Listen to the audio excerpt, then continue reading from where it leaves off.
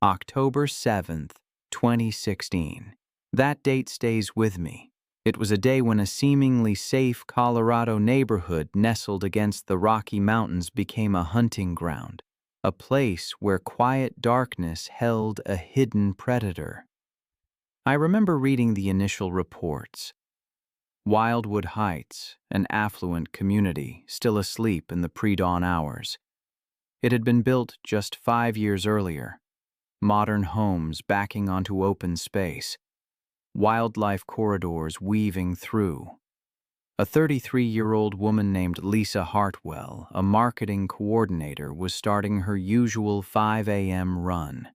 She'd moved there for that very blend, mountain living with city convenience. A dedicated runner, she kept a strict schedule, often rising before dawn to get in her 5 miles before work. It was her sacred time, a chance to clear her head in the crisp mountain air, taking in the views. But that autumn was unusually dry. Wildlife officials had warned of increased animal activity as deer, elk, and their predators ventured closer to human settlements in search of water. There had been mountain lion sightings, tracks in backyards, a large cat near the retention pond. Lisa had heard the warnings, but dismissed them. Typical mountain living concerns, she thought. She kept running, confident in the safety of her familiar streets. Mountain lions, cougars, pumas. They're North America's second-largest wild cat species. Adult males can weigh between 115 and 220 pounds.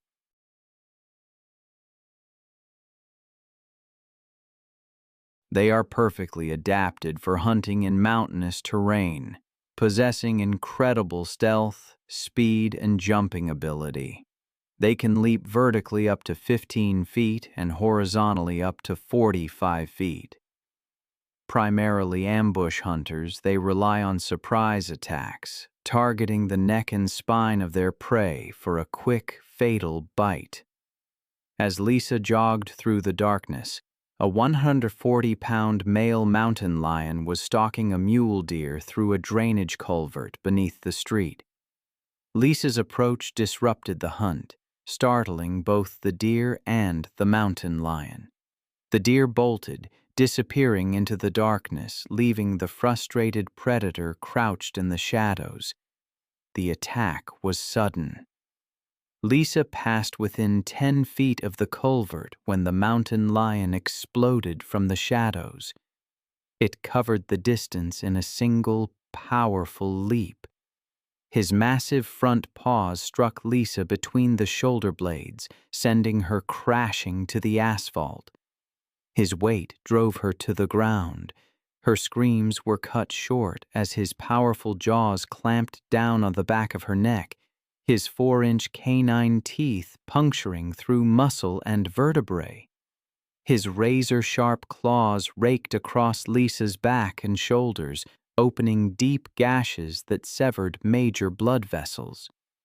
The 140-pound cat used his strength to drag Lisa's body into the concrete culvert, seeking the protection of darkness while he fed. Lisa's body was recovered 3 hours later by police officers and Colorado Parks and Wildlife personnel.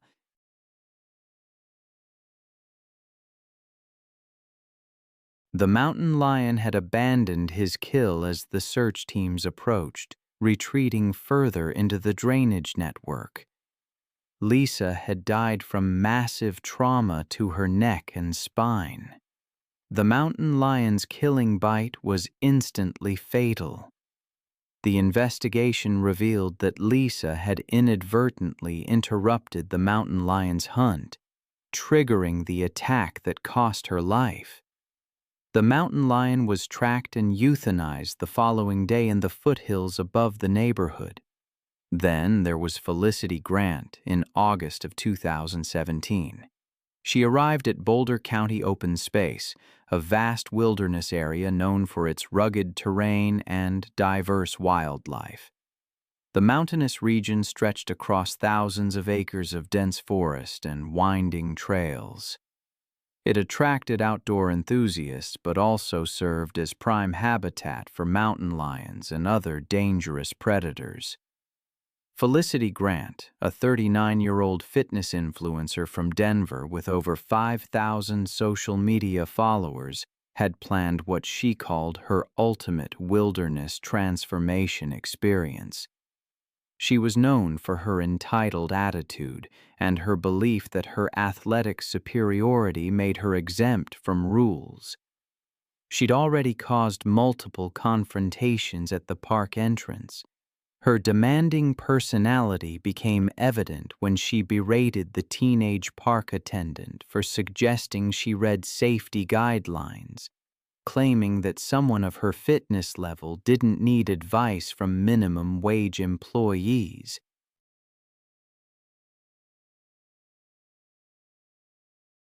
Park Ranger Tom Bradley had attempted to brief Felicity on recent mountain lion activity during her permit application process. The area had experienced multiple cougar sightings over the previous month, including aggressive encounters that resulted in temporary trail close. Felicity became increasingly hostile, interrupting Tom repeatedly. There's a chilling case I remember reading about a hiker named Felicity. She was, by all accounts, incredibly arrogant and dismissive of local warnings. She insisted on running alone at dawn on a trail known for mountain lions, tearing down warning signs, convinced her athleticism made her invincible.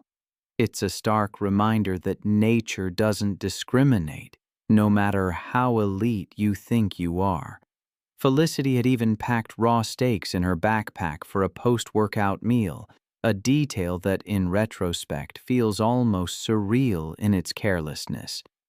She began her run at 5:30 a.m., noise-canceling headphones blasting music, completely oblivious to the world around her. Unbeknownst to her, a 140-pound male mountain lion had already established its territory in the area, drawn by the scent of fresh meat from over a mile away. The cougar began stalking her, using the terrain to its advantage, closing the distance with practiced stealth. As she rounded a bend, the mountain lion positioned itself on a boulder, a mere 15 feet above the path. When Felicity passed below, lost in her music and self-assurance, the mountain lion launched its attack.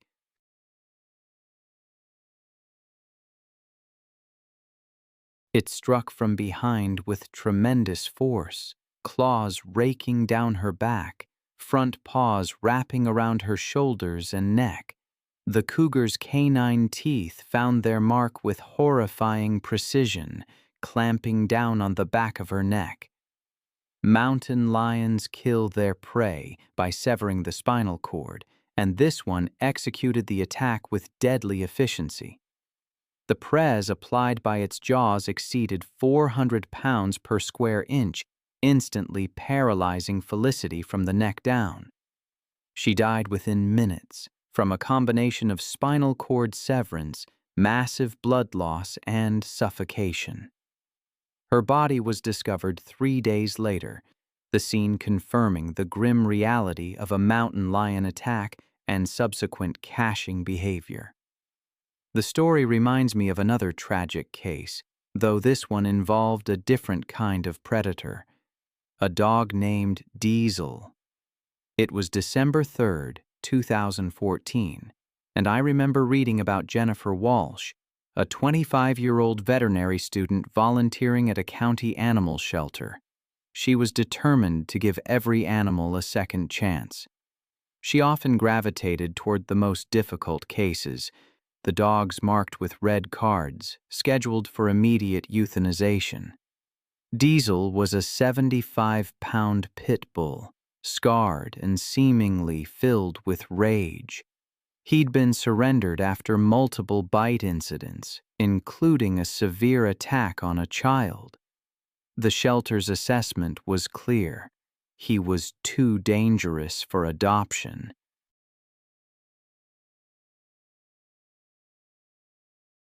He was scheduled for euthanization on Monday, but Jennifer had been observing him for days, hoping to find some sign of a gentler nature beneath the aggression.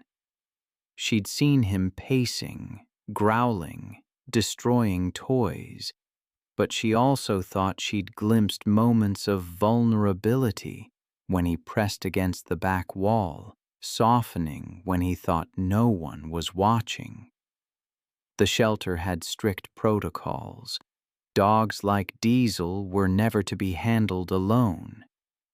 But Jennifer had convinced herself that his aggression was fear-based and that he needed one-on-one attention. On that December afternoon, with staff and senior volunteers occupied, Jennifer made a decision that would ultimately cost her her life. She approached Diesel. The speed and brutality of that attack. It stays with me. Jennifer, a young woman with dreams of becoming a veterinarian, lost her life in a matter of moments. Her attacker? A dog named Diesel, deemed too dangerous to be adopted. It's a chilling reminder that even with the best intentions, some animals remain fundamentally unpredictable. I've read the reports, of course.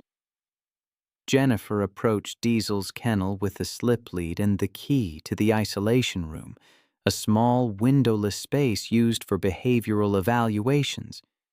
Diesel's reaction was immediate and threatening. His lips pulled back, revealing yellowed teeth. Hackles rose along his neck and a low growl rumbled from his chest. Every aspect of his body language screamed danger.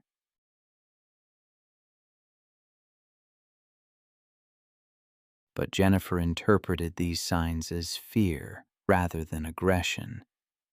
The moment the kennel door opened, Diesel's demeanor shifted, becoming almost calculating. He seemed to assess Jennifer's position in the open doorway behind her. This brief hesitation gave Jennifer a false confidence to slip the lead around his neck and guide him toward the isolation room. Once inside, Jennifer closed the door and removed Diesel's lead, believing freedom of movement would help him relax. The room was small, just 8 by 10 feet, with concrete walls and no furniture except a metal folding chair. It was designed for safety, but it also meant there was nowhere to run. For several minutes, Diesel stood rigid in the center, his eyes never leaving Jennifer's face. She sat in the chair and began talking to him, her voice gentle and encouraging, completely unaware she was being evaluated by a predator. The attack came when Jennifer stood and took a step toward Diesel, her hand extended in what she intended as a peaceful gesture. To Diesel, the movement represented a threat requiring immediate action. All 75 pounds of him launched across the room with explosive force, his jaws targeting Jennifer's throat with precision. Jennifer's scream was cut short as Diesel's teeth sank deep into her neck, crushing her windpipe and severing major blood vessels in a single bite. His jaws locked onto their target with mechanical efficiency.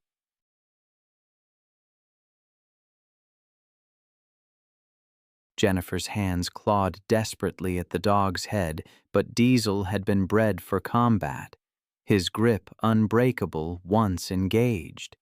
The dog's powerful neck muscles allowed him to shake violently, tearing through tissue and bone while maintaining his hold.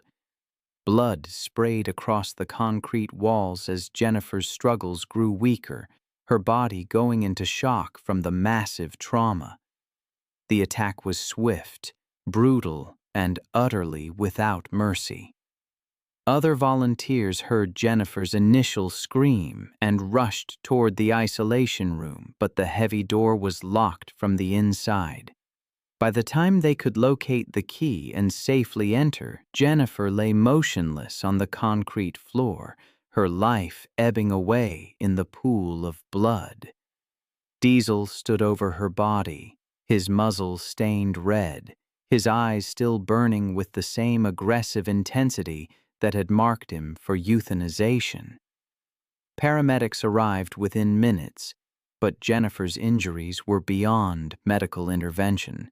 She was pronounced dead at the scene. Her dream of becoming a veterinarian ended by the very type of animal she hoped to save.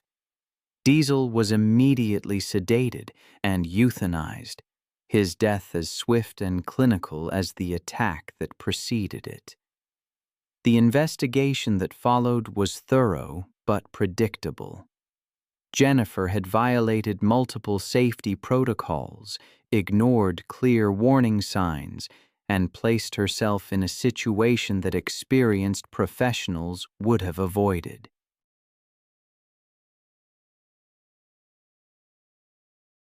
The shelter implemented new security measures, including electronic locks on isolation rooms and mandatory buddy systems for all volunteer activities. Jennifer's death became a cautionary tale in veterinary schools across the country, a reminder that good intentions and academic knowledge are no substitute for experience and proper safety protocols. Her family established a scholarship in her name, but requested that it go to students studying wildlife conservation rather than domestic animal care. A final acknowledgement that some animals, no matter how much love they're shown, remain fundamentally dangerous. It was April 17, 2018, and the humid Florida air hung heavy over the grounds of Sunshine Primate Sanctuary, a controversial facility that claimed to rescue primates while actually exploiting them for tourist photographs. The 20-acre property housed over 30 primates in substandard conditions, generating revenue through photo sessions that legitimate sanctuaries would never permit. The afternoon sun beat down on concrete encloses where gorillas, chimpanzees, and other primates paced restlessly behind inadequate barriers. Jessica Rodriguez, a 31-year-old veterinary technician from Tampa, had visited the facility with her husband Carlos as part of what she believed was a legitimate conservation effort. Jessica had always been passionate about animal welfare, taking photos of animals throughout her career to document their care and recovery.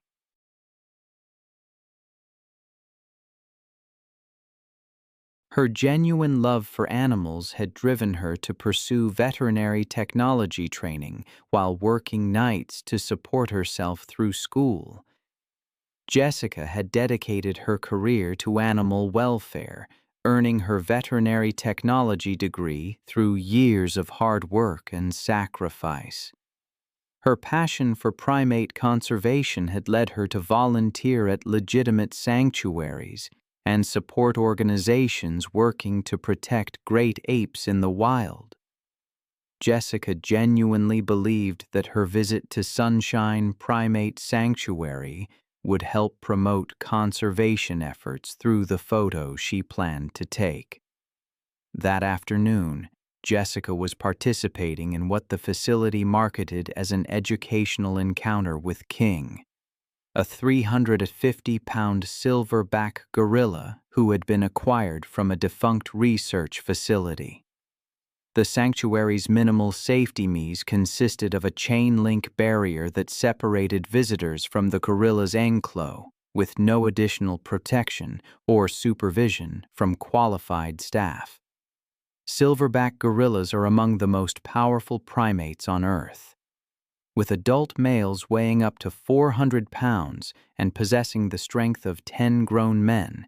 These magnificent animals are highly intelligent and emotionally complex, but they're also territorial and can become extremely aggressive when they perceive threats to their domain. I've seen the footage of gorillas shifting from calm to violence in seconds. It's a chilling reminder of their raw power Their hands can crush, their jaws tear.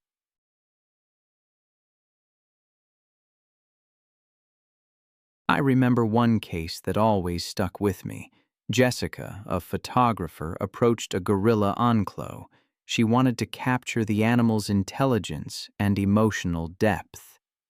The gorilla, King, seemed calm, observing the visitors with curiosity. Jessica began photographing him, hoping to share a conservation message through her portraits. But then she made a fatal decision. She reached through the fence, thinking physical contact would create a more powerful image. She mistook the gorilla's patience for friendliness, not realizing it was the calculated assessment of a territorial animal. King's reaction was instantaneous. He grabbed her arm with crushing force, pulling her against the chain-link fence.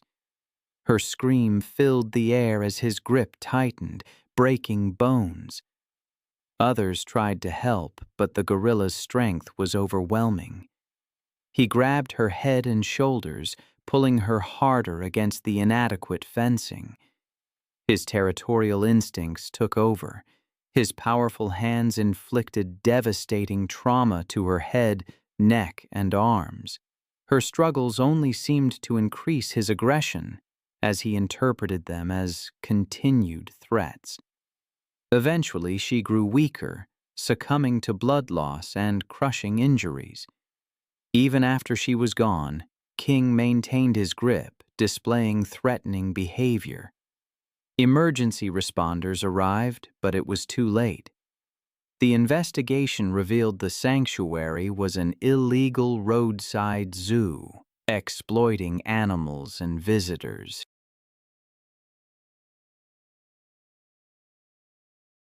It was shut down, and King was moved to an accredited facility. Jessica's death led to enhanced regulations for animal sanctuaries and stricter enforcement of wildlife protection laws.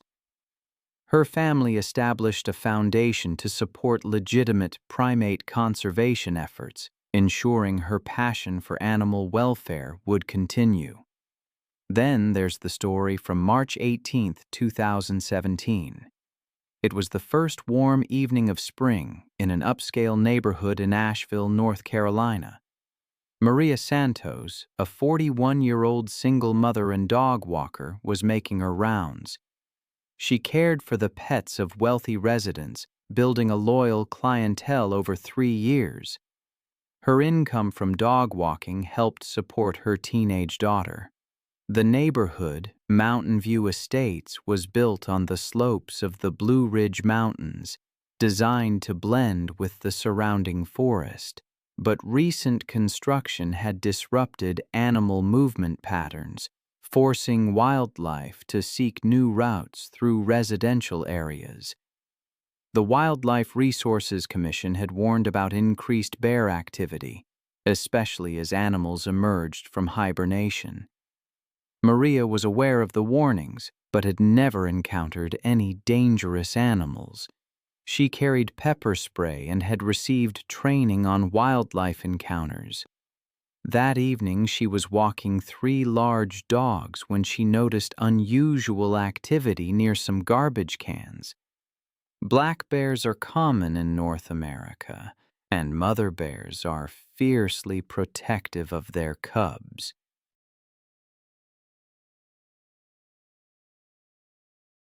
I've seen the aftermath of bear attacks, and the raw power they possess is terrifying. They can run up to 35 miles per hour and are strong enough to break down doors and overturn cars. Their claws and teeth can inflict devastating injuries, especially when they feel their cubs or territory are threatened. I remember reading about Maria, who discovered a 300-pound female black bear with 2 cubs rummaging through garbage cans. Maria, walking her 3 dogs, immediately began backing away slowly, but the dogs became agitated and started barking aggressively. The mother bear's protective instincts were immediately triggered. She rose to her full height, making aggressive vocalizations, positioning herself between the dogs and her offspring. Maria tried to retreat, but the dogs continued barking and lunging, escalating the situation. The bear charged, covering the 30 yards between them in seconds. Maria became entangled in the leashes and fell hard onto the asphalt. The dogs scattered, leaving Maria vulnerable. The mother bear struck Maria's back and shoulders, driving her face first into the pavement. Her jaws clamped down on Maria's head and neck, teeth puncturing bone and severing arteries. The bear's claws raked across Maria's torso and limbs, opening deep gashes. Residents heard the commotion and called 911 while trying to scare the bear away. The mother bear eventually retreated with her cubs toward the forest, leaving Maria motionless.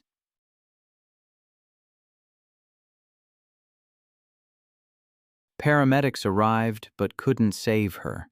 The investigation revealed that improperly secured garbage had attracted the bear and her cubs, creating the conditions for the fatal encounter.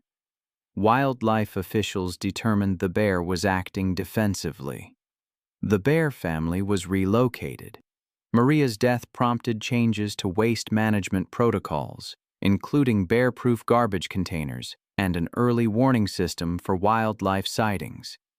Then there was Rebecca Martinez on October 15, 2016.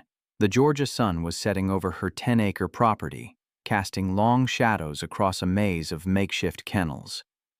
The barking of 40 rescue dogs echoed across the land. At 34, Rebecca had spent 8 years building her unofficial sanctuary, taking in dogs that other shelters wouldn't touch, the aggressive ones, the biters, the animals marked for euthanasia. Her recent divorce had left her financially strained and emotionally isolated, with only her dogs for company. Her neighbors had grown used to the noise, though some whispered concerns about the woman who seemed to care more about dangerous animals than her own safety. She rarely left the property anymore, moving between enclos with hands scarred from countless bites. Friends noticed she'd grown thinner, more withdrawn, speaking more about her dogs than anything else. Her ex-husband had tried to warn her about the dangers, but she dismissed his concerns.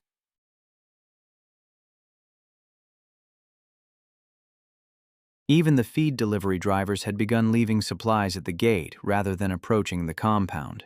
The main enclos housed her 3 largest rescues: Rex, a 90-pound pit bull mix; Titan, an 85-pound Rottweiler cross; and Scar, a 75-pound mixed breed. What Rebecca didn't realize was that these 3 had been forming an alliance, establishing a hierarchy that put them at odds with anyone who came between them and food. The warning signs had been there.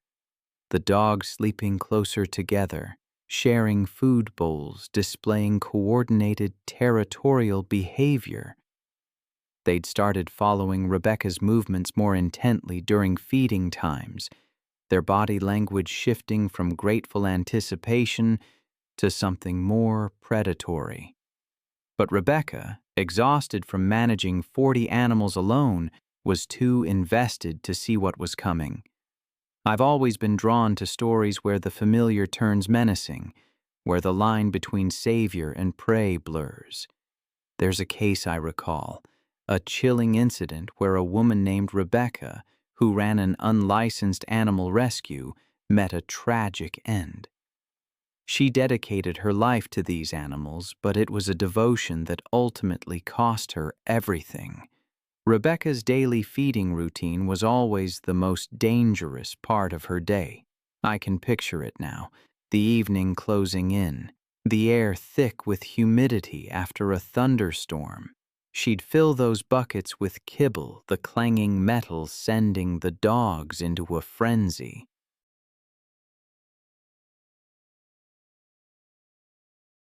Thousands of times she'd done it, but this night something felt different. As she unlatched the gate and stepped into the enclosure, her boots slipped on the muddy ground. The buckets crashed, spilling kibble across the dirt. Rex, one of the dogs, moved first, but as Rebecca struggled to her feet, something shifted in his eyes. She wasn't the woman who had saved him anymore. She was a competition. The attack was sudden. Rex, all 90 pounds of him, slammed into her chest, driving her back. His jaws clamped onto her shoulder. The other two, Titan and Scar, joined in, their pack instincts overriding any rehabilitation. Rebecca fought, clawing at Rex's face, but they were in full predatory mode. Blood soaked the ground as they continued. The feeding frenzy lasted almost 10 minutes before they finally backed away. Rebecca lay motionless, her body broken, surrounded by scattered kibble. For 3 days, her body remained undiscovered. It wasn't until a delivery driver arrived that the scene was uncovered. Rex, Titan, and Scar were euthanized, along with 12 others deemed too dangerous. Her death sparked debates and new regulations, but for those who knew Rebecca, it was far too late. Then there's the case of Camille Morel in Thor, France. It was April 3, 2017. Inside the Thor Zoo Safari Park, the wolf sector adjacent to the bison paddock seemed calm, like a piece of Yellowstone. Camille, a fitness instructor known for her routine, decided to spend a weekend there.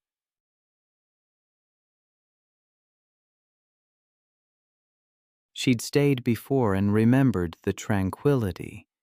She booked a chalet not just for rest, but to keep her running habit intact. The park's trails and guest roads were well marked and safe during visiting hours, or so she thought. Her chalet overlooked the fenced wolf sector, a layout designed to reduce stress. The animals were separated by barriers and double fences, and guests were told the viewing area was secure. Camille trusted the system. Her goal was a quick 2-mile jog before breakfast, just like at home. The zoo's landscape was a fusion of calm and controlled wilderness, with pine trees, sandy trails, and an artificial stream.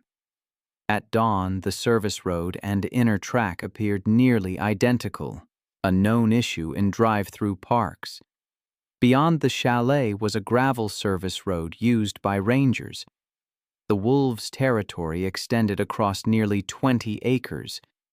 Gray wolves, the largest of the canids, can weigh over 100 pounds and run up to 35 meters. Pack behavior revolves around cooperation. Most attacks on humans occur when the animals feel threatened or see unusual movement. But in captivity, stress can alter those instincts. That morning, a scheduled maintenance check had delayed some operations. Workers had opened an internal service gate near the chalet to move a vehicle through. Frost had iced the latch, preventing full engagement of the double lock. And when one worker got a call, he left without confirming it was secure. The gate's interlock, meant to be re-engaged, failed.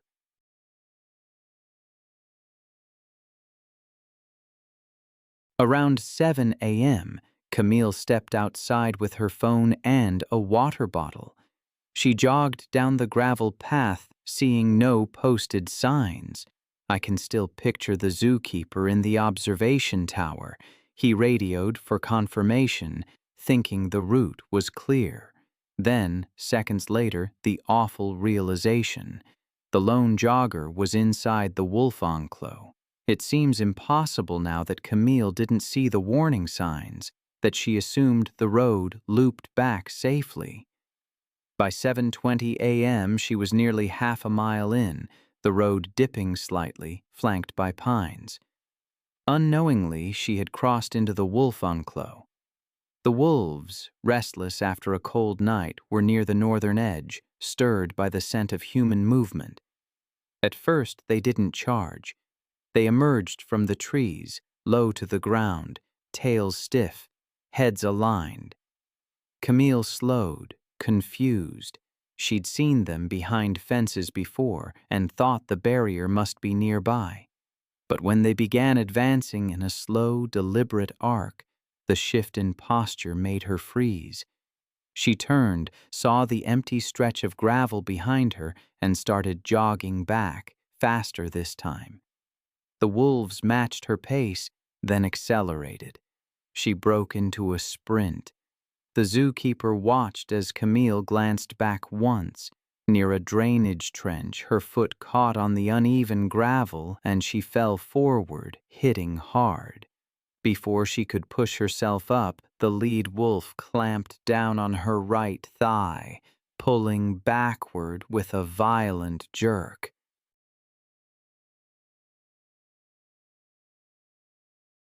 She twisted, trying to kick free, but another wolf lunged at her shoulder. Her scream carried across the enclave, high and ragged. The zookeeper sounded the alarm. The response vehicle was rerouted, delaying arrival to just under 10 minutes. 2 more wolves joined, surrounding her as she tried to crawl toward the ditch. The lead wolf released and re-gripped higher, its teeth sinking into her hip. She struck out with her hands, scraping the gravel, trying to push herself forward, but one of the animals bit into her arm, shaking until it tore free. Within moments she was on her back, thrashing as the pack pulled from opposite sides. She kicked weakly once more, then went still. Rangers arrived within 10 minutes. They found the wolves clustered over Camille's body, heads low and jaws working. Warning shots sent the pack scattering into the trees. 2 rangers approached as another called for a tranquilizer team. Camille lay on her side, clothing torn, deep bites from shoulder to thigh. 1 ranger checked for a pulse and found none. They covered her with a thermal blanket and secured the area until all 5 wolves were sedated. An autopsy confirmed death by exsanguination, massive blood loss due to multiple deep lacerations, and crushing trauma to the limbs. The body was transported under escort. That afternoon, Camille's family filed a civil lawsuit against the Thori Zoo Safari and its parent company, alleging gross negligence and breach of safety protocol.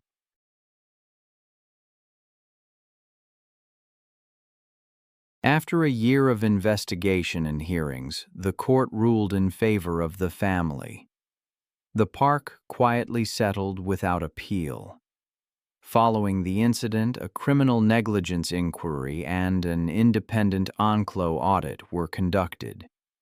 Thori Zoo Safari implemented procedural retrofits, installing interlocks and alarms that trigger if any gate remains unlatched for more than 15 seconds.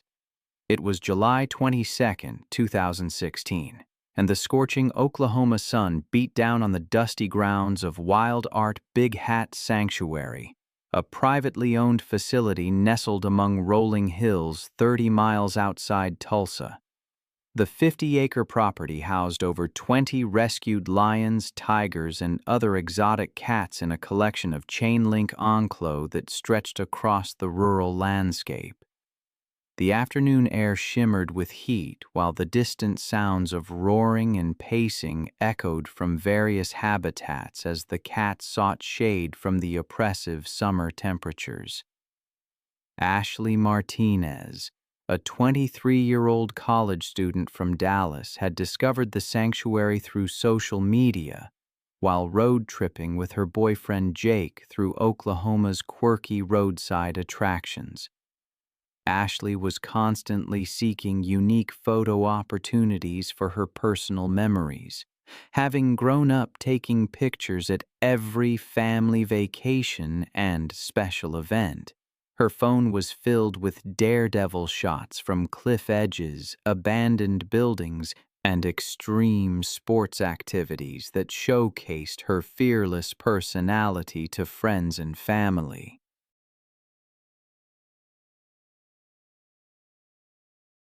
Ashley had grown up in suburban Dallas as the youngest of three sisters, developing a competitive streak that drove her to constantly push boundaries and seek attention through increasingly dramatic stunts.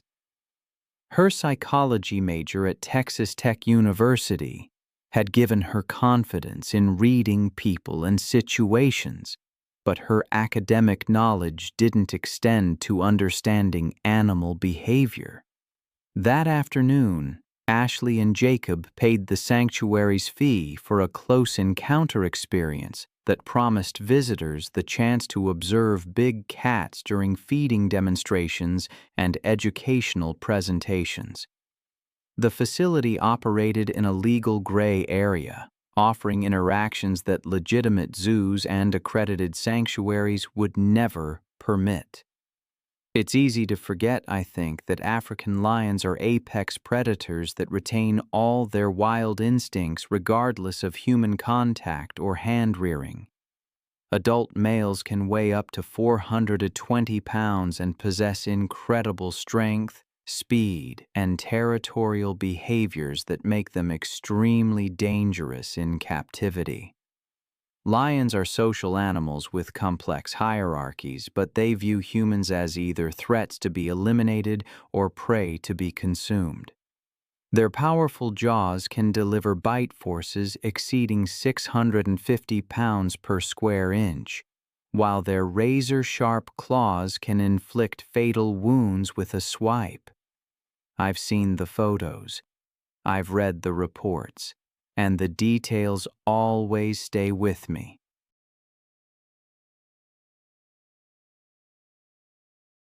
Ashley's story, for example, is a stark reminder of how easily respect for wild animals can turn into tragedy. She was visiting a sanctuary, excited to see the animals, especially Caesar, a 400-pound African lion. He'd been hand-raised and seemed calm enough. But Ashley wanted the ultimate photo, a selfie with Caesar. She asked her friend to distract the owner while she climbed over the barrier. A 4-foot chain-link fence was all that separated her from the massive lion, who was resting only 10 feet away. His golden eyes followed her, but he didn't appear aggressive. So she crouched down, phone in hand, ready to capture the moment. But as she moved closer, Caesar's demeanor changed. His ears flattened and his tail began to twitch. The attack was sudden, explosive. Caesar's predatory instincts took over the moment Ashley adjusted her pose. Millions of years of evolution recognized her as prey. The lion launched himself, covering the short distance in a single bound. Ashley's phone flew from her hand as Caesar's paws struck her chest. His claws tore into her torso and shoulders, and his jaws clamped down on her neck, his teeth piercing muscle and vertebrae. Jake's screams brought the owner running, but it was too late. Caesar's aggressive posture made intervention too dangerous. Ashley's movements ceased within minutes. Emergency responders arrived, but there was nothing they could do.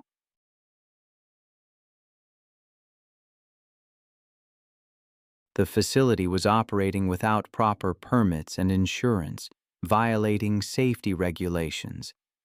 Caesar was relocated to an accredited sanctuary, but Ashley was gone. Her death prompted her university to implement enhanced safety education. The incident led to stricter regulations for exotic animal facilities. Then there's Giovanni Russo, in Grand Paradiso National Park, northern Italy. He was an experienced alpine guide, leading trekking tours with his wife, Elena. He knew the mountains well, respected the wildlife, even the wolves that had returned after decades of absence. He believed predators avoided people. One weekend, he was guiding a pair of hikers. Someone left a pack of trail mix open near the fire pit. That night, Elena woke to rustling and a faint growl. She saw silhouettes around the fire pit where the food bag lay torn open. Giovanni grabbed his flashlight and stepped outside. The beam caught 3 wolves standing over wrappers and crumbs. He shouted and waved his light, but they didn't scatter. One stepped forward, hackles raised. Giovanni shouted again, clapping his hands, closing the distance. The older female lunged, nipping at his forearm. Giovanni jerked back, but a younger wolf followed through, clamping down near his elbow. The bite struck deep, severing tissue. He fell backward, blood pulsing from his injuries. The wolves held their ground, circling the dropped food bag. Elena tore from the tent with a burning stick.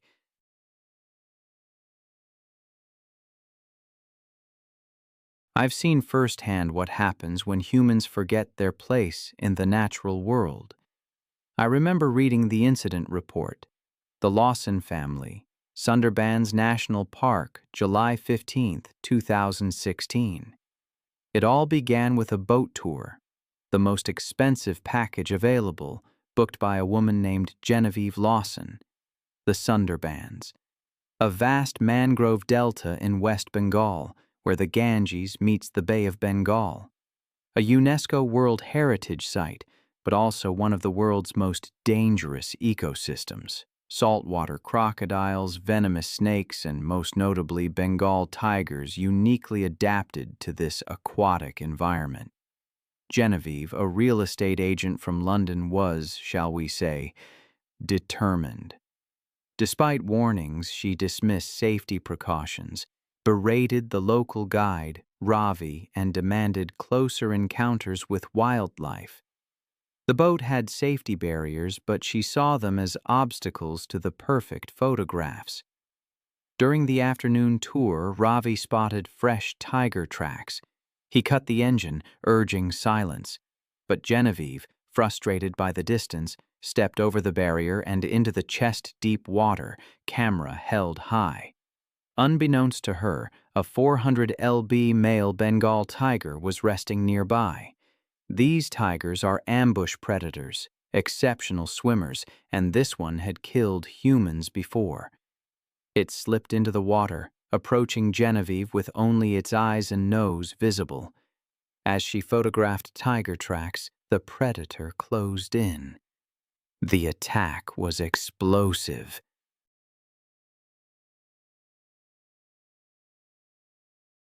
The tiger surfaced behind her, jaws clamping around her throat. Its teeth crushed her windpipe with over 1,000 lb of force. The tiger's signature killing technique: suffocation. Genevieve's body went rigid. The tiger pulled her backward into deeper water, maintaining its crushing grip. I can still picture the scene. Crushed windpipe, severed arteries, the victim forced underwater. Death came in minutes. The tiger held Genevieve down even after she lost consciousness, then vanished into the mangroves. It was November 15, 2016, in the remote forests of Primorsky Krai, eastern Russia. Snow fell, silencing the usual sounds. Nikolai Baranov's radio had been silent since morning. He was 52 and had spent most of his life in those forests. A forestry worker, he managed patrols in the buffer zones near the Cody Allen Mountains, monitoring traps, logging boundaries, and poaching activity. He lived alone near Dalner, his routine built around the forest's rhythms.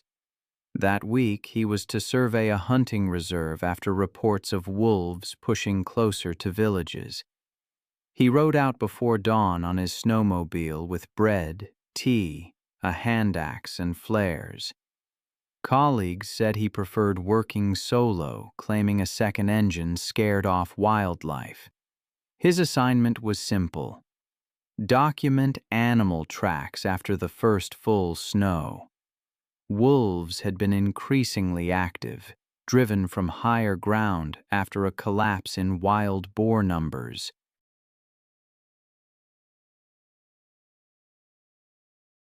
Wolves here could travel up to 20 miles in a single night, driven by hunger across frozen ground and sparse woodland.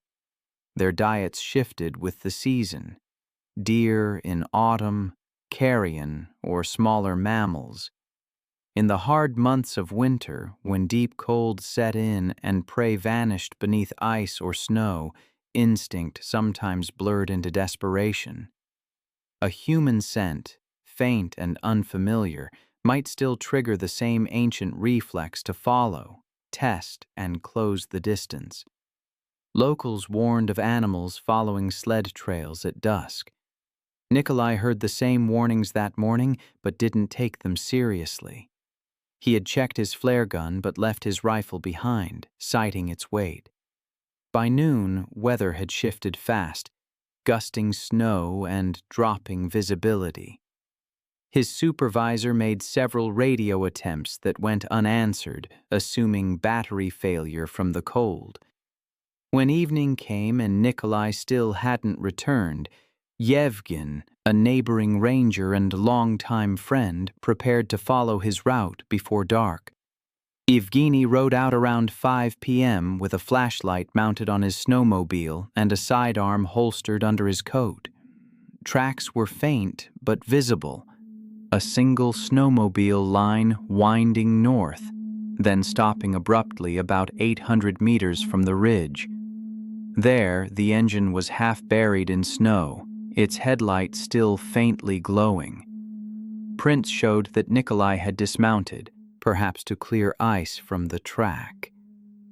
Around the site, another pattern emerged: paw marks deep and overlapping, circling.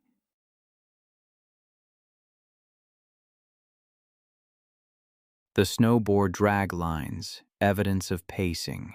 Then the circle tightened.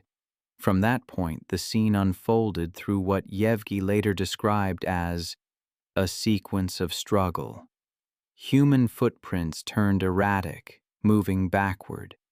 Closer inspection revealed a snapped branch at chest height and a torn glove 10 feet away. A smear of blood marked the snowmobile's side panel. 30 feet beyond, the snow showed clear impressions of multiple bodies pressing down. Wolves and man.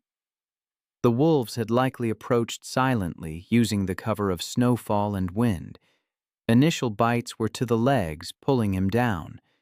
Blood spray against nearby birch bark indicated arterial injury within seconds. As the attack progressed, the evidence suggested coordinated movement. Bite patterns indicated coordinated restraint from multiple angles. His jacket was shredded along the spine, showing where one animal had clamped onto his back, while another tore at the neck. Boot prints ended mid-stride, replaced by drag marks. Ivani followed them cautiously, revolver drawn. The forest was unnervingly still. He found the body 30 meters downhill near a frozen stream. The snow around it was flattened and red. The wolves had likely fed briefly before retreating. Later investigations showed that the surrounding prints showed at least 4 individuals: 2 larger adults, 2 smaller juveniles.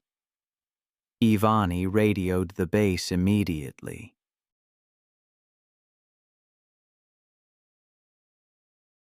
It took nearly an hour for a snow vehicle from the nearest post to arrive, by which time darkness had swallowed the clearing. The men lifted the body onto a tarp, careful not to disturb the bite patterns for analysis. The stench of blood lingered even in the cold. The pack didn't return, but distant howls echoed as the rescuers secured the area. Nikolai's remains were taken to Dahlner for examination. Autopsy confirmed catastrophic blood loss with multiple punctures to major vessels and crushing trauma to the neck vertebrae, consistent with a fatal bite. Time of death was estimated shortly after the onset of the attack. The official report listed predatory behavior exacerbated by winter scarcity. Specialists noted that 2016 saw an unusual decline in prey density across the region. The incident received a single mention on regional news, framed as a tragic encounter during severe weather. There was no footage, only photographs from the recovery team that were never released publicly. It was June 14, 2015. And the Sunset Lake subdivision in suburban Tampa, Florida, was settling into another warm summer evening. The gated community, built around a series of interconnected retention ponds and decorative canals, had been marketed as a tropical paradise for retirees seeking the Florida lifestyle.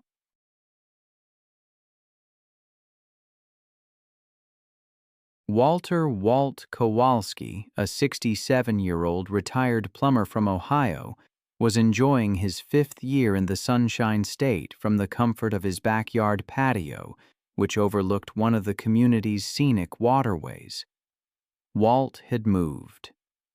Alligators have remained virtually unchanged for over 200 million years. Think about that for a moment. 200 million years. Perfectly adapted as ambush hunters in aquatic environments, they are a force to be reckoned with.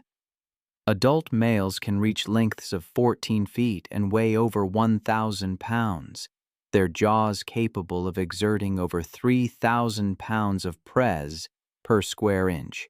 It's a primal power that demands respect. I remember reading about a tragic incident in Florida, a place where the line between human development and the natural world often blurs. A man named Walt had moved to Florida after selling his plumbing business. He was drawn by the promise of year-round golf, fishing, and outdoor living, something impossible during Ohio's harsh winters. He bought a modest ranch home with direct water access, complete with a private dock where he could fish and feed the ducks that became regular visitors. Walt's evening routine was simple. Sitting on his patio with a cold beer, watching the sunset reflect off the calm water, and tossing breadcrumbs to the waterfowl.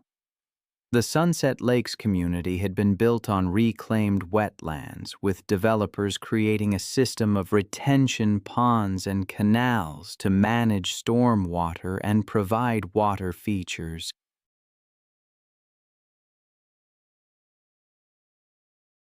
These waterways were connected to natural creek systems that flowed into Tampa Bay, creating corridors for wildlife to move between developed and undeveloped areas. Recent heavy rains had raised water levels, bringing increased wildlife activity to residential areas. Walt had noticed more alligators in the community's waters, but he'd learned to coexist with them, like most Florida residents. His regular duck feeding, however, had created a reliable food source, attracting waterfowl from throughout the area. One evening, Walt was relaxing on his patio when he noticed that his favorite fishing lure had become tangled in the vegetation near his dock. He waded into the knee-deep water, using a long-handled net to free the snagged lure. He'd done this many times over the past 5 years without incident, confident that the shallow water near his property was safe. But this time was different. The attack came from directly beneath Walt as he stood in the canal, focused on retrieving his lure.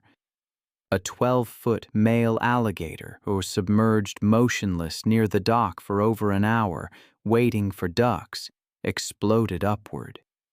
The reptile's jaws clamped down on Walt's right leg with bone-crushing power, instantly fracturing his femur and severing major arteries.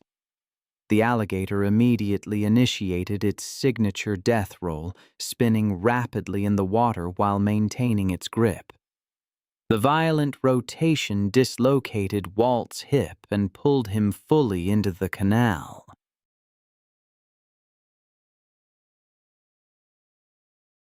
The alligator dragged Walt toward the deeper center, where its superior swimming ability and underwater endurance made escape impossible. Within minutes, Walt's movements ceased. Emergency responders arrived within 10 minutes of the call, but the alligator had already retreated with Walt's body. Police and wildlife officers worked through the night to locate and capture the reptile, extracting both the alligator and Walt's remains from the canal. The investigation revealed that Walt's duck feeding had attracted the alligator to his property, creating a dangerous situation that culminated in the fatal attack. Walt's death prompted immediate changes to the community's water safety protocols, including warning signs around all retention ponds and canals. Another story comes to mind, this one from September 8, 2014. The vast wetlands of the Florida Everglades stretched endlessly under the blazing afternoon sun, their sawgrass prairies and cypress swamps teeming with wildlife. The remote waterways near Tamiami Trail buzzed with airboat tours carrying tourists into alligator territory. Michael Chen, a 35-year-old software engineer from Seattle, was on his first visit to Florida as part of a cross-country road trip, celebrating his recent promotion. Michael had always been fascinated by technology and outdoor adventure, spending his weekends hiking in the Pacific Northwest Mountains.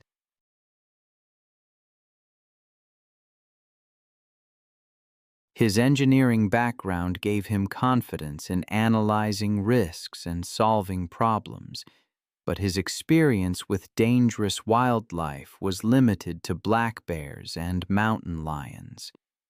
He'd grown up in urban Seattle, developing his love of nature through weekend camping trips with his father and uncle. His methodical approach had made him successful, but it had also given him perhaps too much confidence in his ability to assess dangerous situations. Michael enjoyed taking photos of his travels to share with his family and friends. That afternoon, Michael joined a small group airboat tour that promised close encounters with alligators and other Everglades wildlife. The tour guide, a weathered Floridian with decades of swamp experience, repeatedly warned passengers to remain seated and keep their hands inside the boat at all times. Alligators. I've always been fascinated and slightly terrified by them. Their ability to explode from the water with 3,000 pounds of pres per square inch is a primal image that sticks with you. They are perfectly adapted ambush hunters in aquatic environments. Adult males can reach lengths of 14 feet and weigh over 1,000 pounds. I recall reading about an airboat tour that took a tragic turn. It had been progressing smoothly for nearly an hour when the guide spotted a massive alligator sunning itself on a mud bank, only about 20 feet away.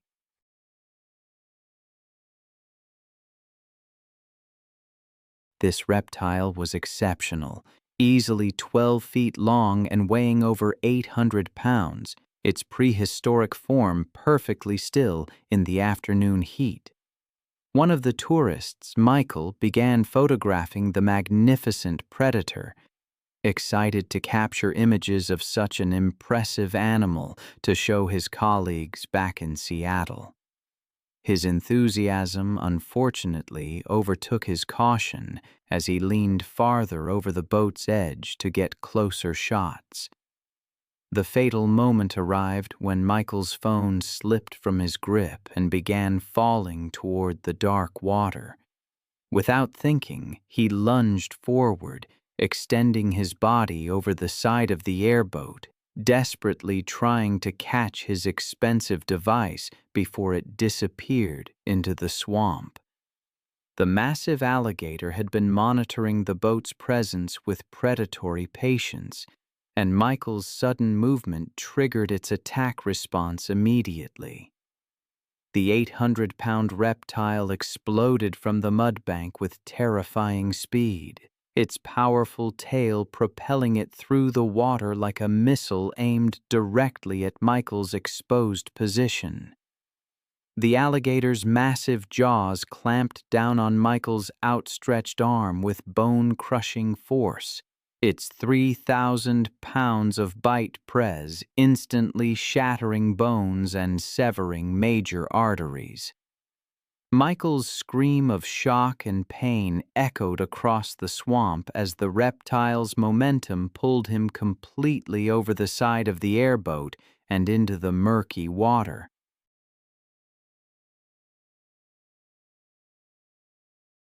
The tour guide and other passengers grabbed desperately at Michael's legs, trying to pull him back into the boat, while the massive alligator maintained its crushing grip on his arm. The alligator immediately began its signature death roll, spinning rapidly in the water while maintaining its devastating grip. Michael's struggles grew weaker as the combination of massive blood loss, crushing injuries, and drowning overwhelmed his body. The alligator's grip never loosened as it continued the death roll with mechanical precision, each rotation causing additional trauma while ensuring its prey could not escape. Within minutes, Michael's movement ceased as the alligator's brutal assault proved fatal. The massive reptile dragged his body into deeper water, where it disappeared beneath the surface with its kill. Emergency responders arrived within the hour, but Michael's body wasn't recovered until the following day, when wildlife officials located the massive alligator and retrieved the remains. The tour company immediately implemented physical barriers around all passenger seating areas and enhanced safety briefings for future tours. Michael's death prompted his family to advocate for stricter safety regulations in the wildlife tourism industry. The incident highlighted the deadly consequences of ignoring safety warnings around apex predators and became a cautionary tale about the dangers of prioritizing photography over personal safety.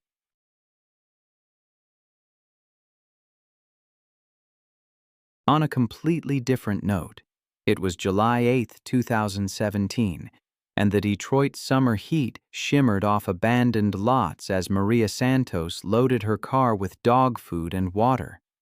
At 28, she'd spent 5 years walking dogs by day and feeding Detroit's feral population by night. Recently laid off, she'd been spending more time in dangerous neighborhoods, trying to help animals most people considered beyond saving. The economic collapse had hit Detroit hard, leaving entire neighborhoods abandoned and creating perfect breeding grounds for packs of wild dogs. These weren't lost pets. They were second and third generation feral animals that had never known human kindness, surviving by scavenging and defending territory with savage efficiency. Maria's regular route took her through 6 abandoned lots, each home to a different pack. She knew their hierarchies, feeding schedules, and individual personalities. But the newest group concerned her the most. 6 dogs led by a large German Shepherd mix she'd nicknamed Alpha, including several animals she didn't recognize. This pack was hungrier, more aggressive, and less predictable than the others, but Maria's compassion overruled her caution.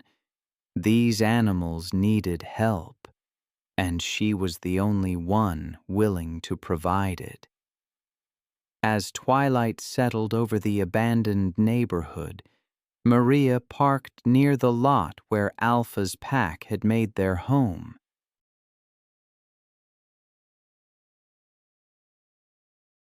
The area was a wasteland of broken concrete and waist-high weeds, perfect cover for animals that had learned to hunt and hide.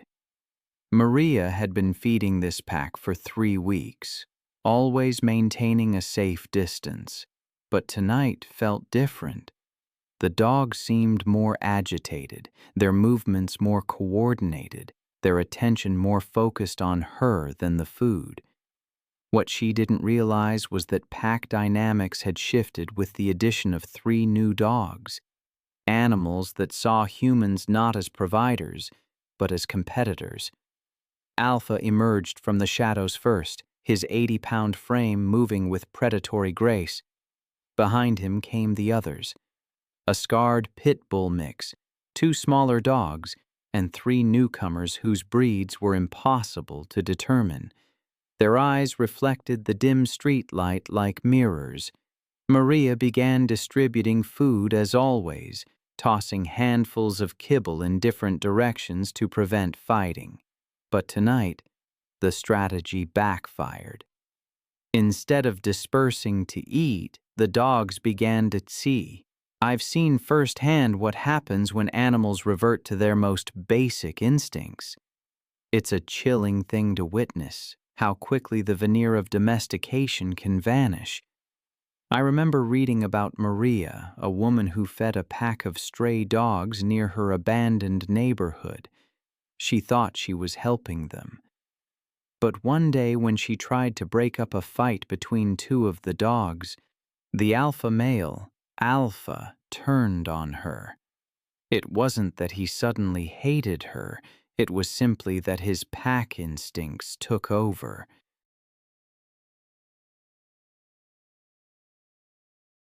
He saw her as competition. 80 pounds of muscle slammed into her, and within moments the entire pack was upon her. Her screams went unanswered in that desolate place. These weren't pets gone bad. They were wild animals who'd learned to see humans as either threats or prey. By the time they were done, there was nothing left to save. It took 3 days to capture the dogs, and they were euthanized soon after, deemed too wild to rehabilitate. That story stayed with me, and it resurfaced when I began researching the case of Kendra Sullivan. On September 8, 2015, she arrived at the Namba Island Chimpanzee Sanctuary in Uganda, a refuge for orphaned chimps on Lake Victoria. The sanctuary offered a semi-natural environment for these intelligent creatures to live in social groups. Kendra, a wildlife photographer, was there to document the rehabilitation work. Her friend Amy Chen, a filmmaker, accompanied her. Dr. James Mukasa, the sanctuary's director, grew concerned as Kendra dismissed safety briefings, demanding access to restricted areas for better photos. Peter Sally, a caretaker, warned her about the unpredictable nature of the chimpanzees. But Kendra brushed off his concerns, believing her experience with domestic animals gave her some innate understanding of animal behavior that transcended species. The sanctuary housed 49 rescued chimpanzees, many traumatized by poaching or the illegal pet trade.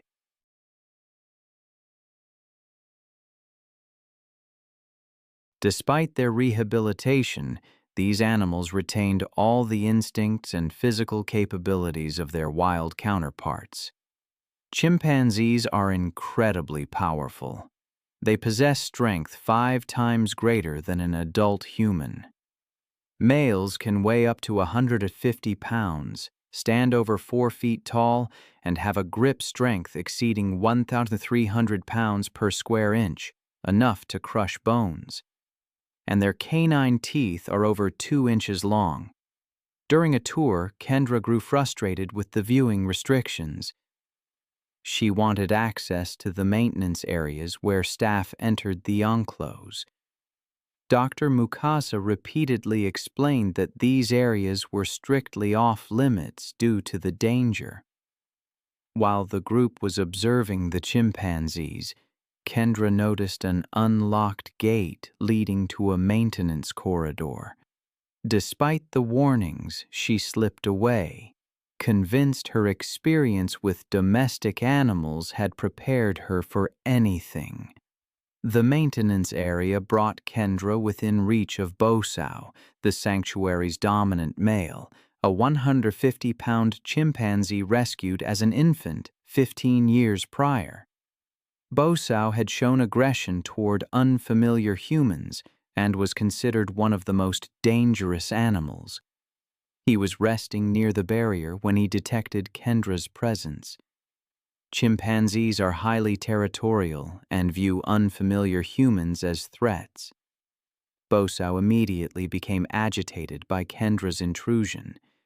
When she approached the barrier and raised her camera, Bozo interpreted it as a challenge.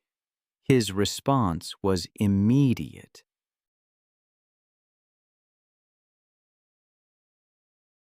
He lunged forward and grabbed Kendra's extended arm with crushing force. I've read accounts of chimpanzee attacks, and one detail always haunts me. They instinctively target faces, hands, and genitals to inflict maximum damage. It speaks to a terrifying intelligence, a cold and brutal efficiency. I remember reading about a woman named Kendra who experienced this firsthand. She was pulled against a barrier, her bones fracturing under immense press, nearly 300 pounds per square inch. A chimpanzee named Bosau, with canine teeth over 2 inches long, tore into her face and neck. His hands ripped at her clothing, his feet kicked at her torso. The attack lasted nearly 2 minutes. His jaws crushed her facial bones, tearing away skin and muscle. Major blood vessels were severed, causing massive bleeding. Her attempts to defend herself were futile. Her free hand was mutilated, fingers crushed. The coordinated nature of the attack prevented any escape. Another man, Peter, heard her screams and used high-press water hoses to drive Boso away after nearly 2 minutes. By then, Kendra had suffered catastrophic injuries. She died from blood loss and facial trauma before emergency services could reach her. It's a stark reminder of the wildness that can exist so close to us and the potential for unimaginable tragedy. Then, a completely different landscape comes to mind. February 9th, 2014, near Lang, Saskatchewan. The morning light filtered slowly through the northern boreal forest.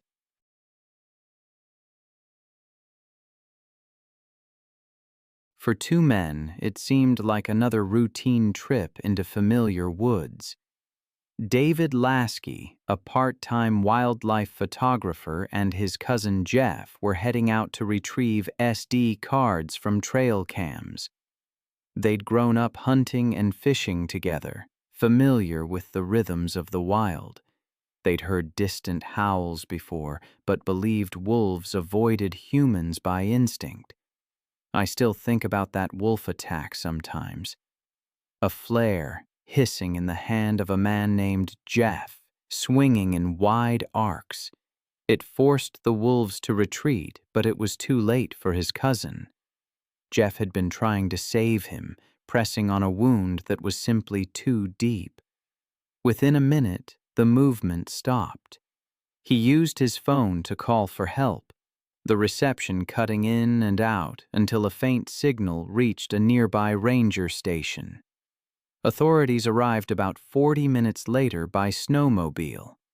They found Jeff sitting beside the body, shaking uncontrollably. Wolf tracks surrounded the site, leading back toward the tree line. The official report listed the cause of death as blood loss from femoral artery trauma, consistent with large animal bites. The implicated pack was later trapped and relocated. Wildlife biologists suggested the wolves had been defending a food cache, not actively hunting, but the distinction mattered little to those who saw the aftermath. It was December 9th, 2018, a warm winter evening in Canyon Vista, a suburban Los Angeles community.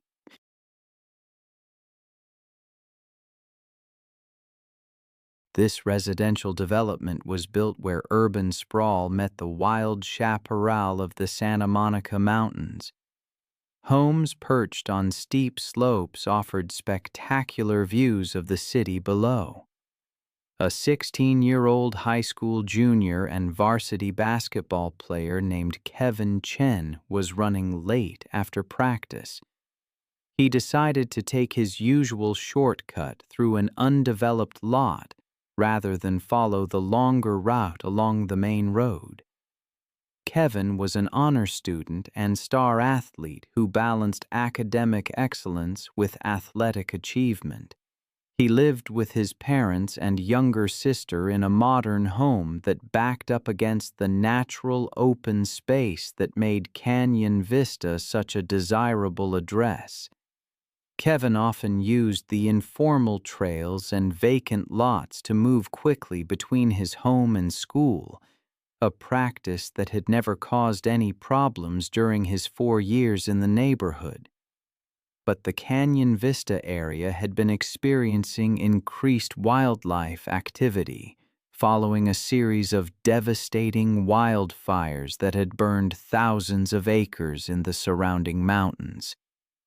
The fires had displaced numerous predators, forcing them to seek new territory and food sources in areas they had previously avoided.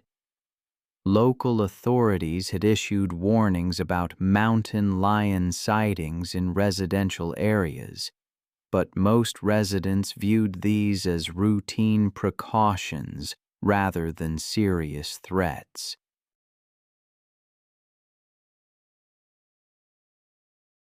Kevin was aware of the wildlife warnings, but had never encountered any dangerous animals during his frequent use of the neighborhood's informal trail system.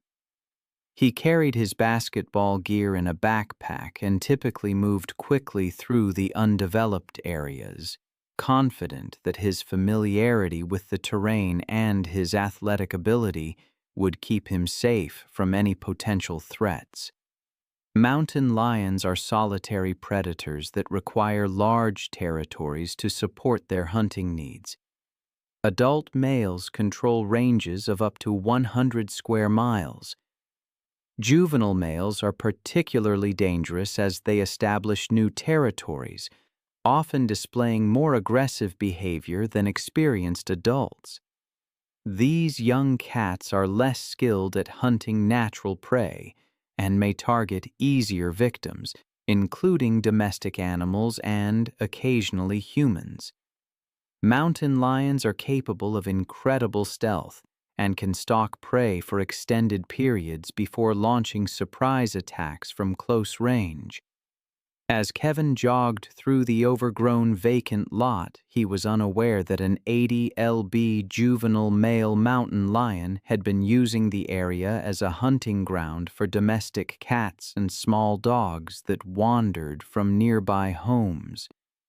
The young cat had been displaced from his natal territory by an older, more dominant male, and was desperately seeking to establish new hunting grounds that could support his survival.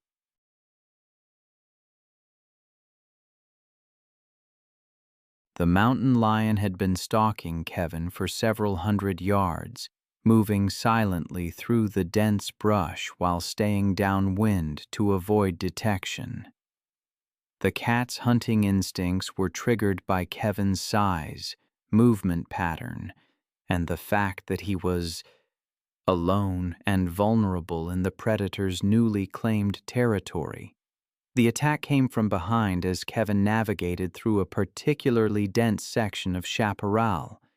The 80 lb mountain lion launched himself from the brush with explosive force, his powerful hind legs propelling him through the air to land squarely on Kevin's back. The impact drove Kevin face first into the rocky ground, while the cat's claws found purchase in his shoulders and back. The mountain lion's jaws clamped down on the back of Kevin's neck, his 4-inch canine teeth puncturing through muscle and vertebrae. His bite force targeted the spinal cord. Kevin's attempts to fight back with his backpack proved futile against the cat's superior strength and positioning.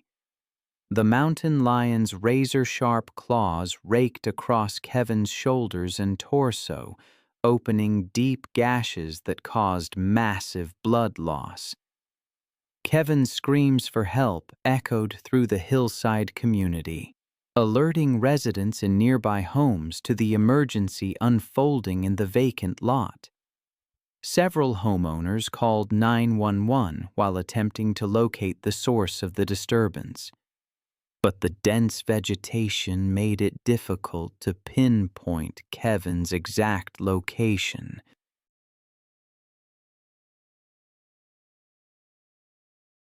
The mountain lion continued his attack for several minutes, driven by predatory instincts and the stress of establishing new territory. Police and paramedics arrived within 10 minutes of the first 911 call, using Kevin's continued cries for help to locate him in the brush. I've always been drawn to those stories where the line between human and wild blurs, often with tragic consequences. Consider the case of Brandon Walsh. He was a 27-year-old personal trainer from Houston who sought the ultimate test of courage. A private photo session with Sasha, a 300-pound Bengal tiger. It was a decision that would cost him his life. These exotic animal ranches operate in the shadows, promising experiences that no accredited zoo would ever permit. It was November 3, 2015, and the Loner Exotic Ranch sprawled across 300 acres of East Texas countryside. Wealthy clients paid a premium for these once-in-a-lifetime photo sessions with dangerous predators. Brandon had heard about the ranch through word of mouth from clients who had visited similar facilities. Fitness and adventure were his passions, and he constantly sought new challenges to test his limits. He'd saved for months to afford this experience, seeing it as the ultimate test of his courage and confidence around dangerous animals.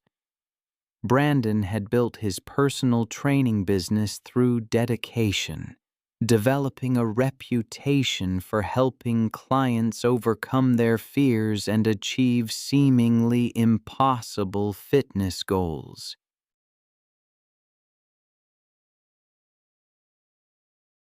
Perhaps his success made him overconfident in his ability to handle any dangerous situation. That afternoon, Brandon paid the ranch's exorbitant fee. The ranch owner, a former circus trainer with decades of experience handling big cats, agreed to supervise while repeatedly emphasizing the extreme dangers involved. Bengal tigers, among the world's most powerful predators, can weigh up to 350 pounds.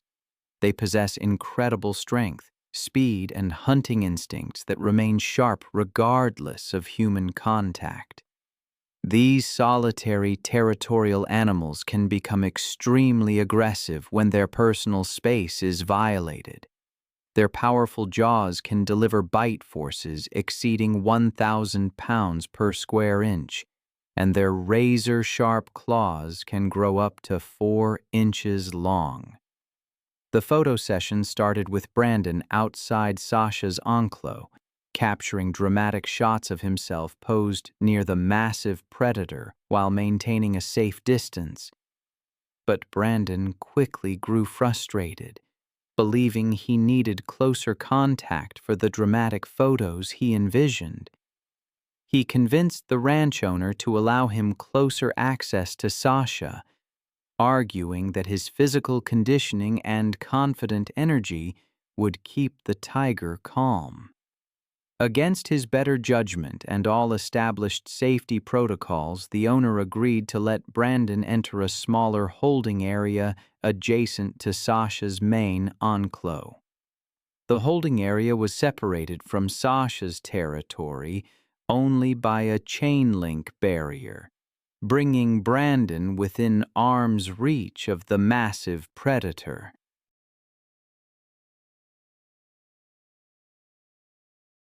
Brandon began posing for his camera, which was mounted on a tripod and set to take photos automatically.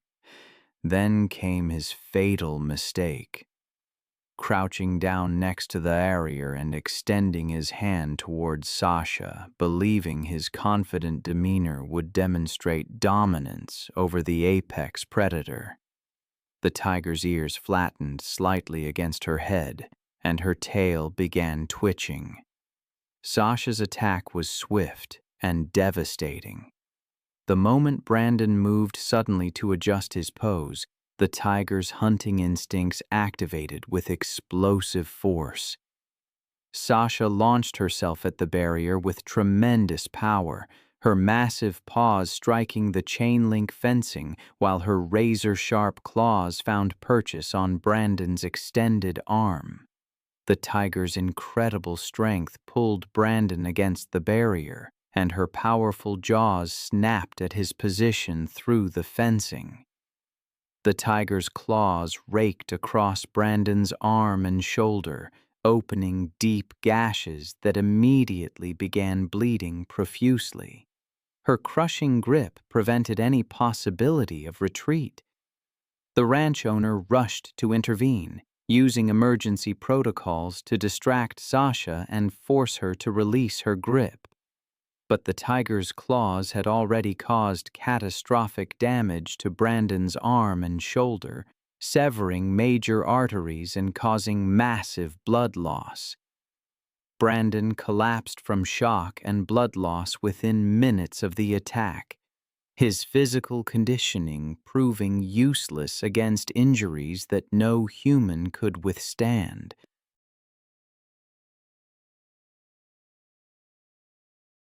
I keep thinking about Brandon, the fitness model. He died from massive trauma and blood loss after being attacked by a tiger during a photo shoot. Emergency responders arrived quickly, but it was too late. His death and the circumstances surrounding it still haunt me. The ranch where it happened was operating without proper permits, flouting state regulations about public safety around dangerous animals. Sasha, the tiger, was moved to a sanctuary and the facility was shut down. The tragedy prompted more safety education, but it all felt so inadequate. His family sued, arguing that the lack of safety measures led to his death. Then there's Tommy Rodriguez, August 19, 2013. The Missouri heat, the stench of neglect clinging to his property. He was running an illegal breeding operation, puppy mills. For over a decade, he'd been doing it, but financial troubles forced him to cut corners, and those corners would ultimately lead to his demise. His 20-acre property was a maze of kennels and converted sheds, housing around 80 dogs. Tommy specialized in popular breeds, selling them for high prices to unsuspecting buyers who never saw where these pets came from. But the real money came from the security: 4 massive dogs patrolling the perimeter, 2 cane corsos over 120 pounds each, and 2 mastiff mixes, nearly 140 pounds. These weren't pets, they were weapons trained to be aggressive. The financial press building for months, veterinary bills, feed costs, maintenance.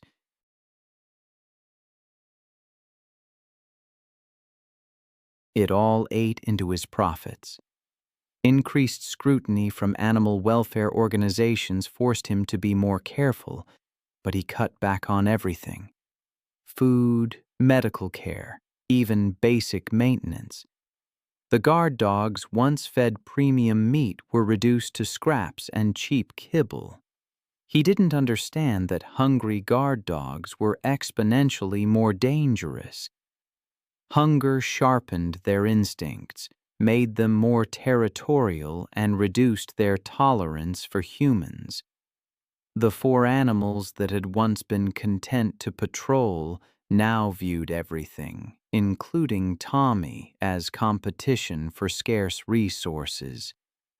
The dogs had been showing signs of increased aggression for weeks. They'd begun fighting over food, marking territory more aggressively, and showing less deference to Tommy's commands. A smarter operator would have seen the warning signs, but Tommy was desperate, distracted, and dangerously overconfident. On that sweltering August night, Tommy made his final rounds, checking on breeding females and security systems. It was past midnight. He carried a flashlight and a metal rod, but his mind was on financial calculations, not the danger lurking in the shadows. The guard dogs had been without food for 3 days, not by design but because Tommy had been too busy with a sick litter.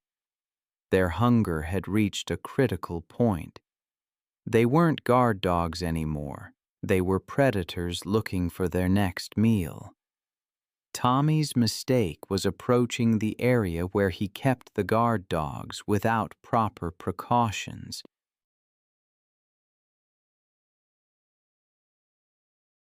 Normally, he would have fed them first. Exhaustion had made him careless, and he walked directly into their domain, carrying only a flashlight and false confidence. The attack began when Brutus, the larger cane corso, emerged from the shadows. His 125-pound frame moved silently, his head lowered in a hunting posture. Behind him came the others: Titan, Rex, and Scar. Tommy realized the danger too late. As he turned to retreat, Brutus launched himself forward, clamping down on Tommy's left eye. The impact drove Tommy to the ground, his flashlight spinning away. The other 3 dogs joined the attack within seconds. Rex grabbed Tommy's right arm, crushing bone. Titan went for the torso, tearing through flesh. Scar circled, darting in to bite. Tommy's screams echoed across the countryside. The dogs worked with the coordination of experienced predators, focusing on disabling their prey. They had learned patience in their previous lives, and hunger had made them methodical in their violence. The assault continued for nearly 20 minutes, the dogs taking turns feeding on Tommy while he was still alive. His struggles grew weaker, but the animals showed no mercy. They had been conditioned to view violence as normal, hunger as constant, and humans as either threats or food sources. I'll never forget the story of Tommy. His body lay broken, partially consumed, in the dirt near his dog feeding area. The very animals he used to protect his illegal operation became his undoing.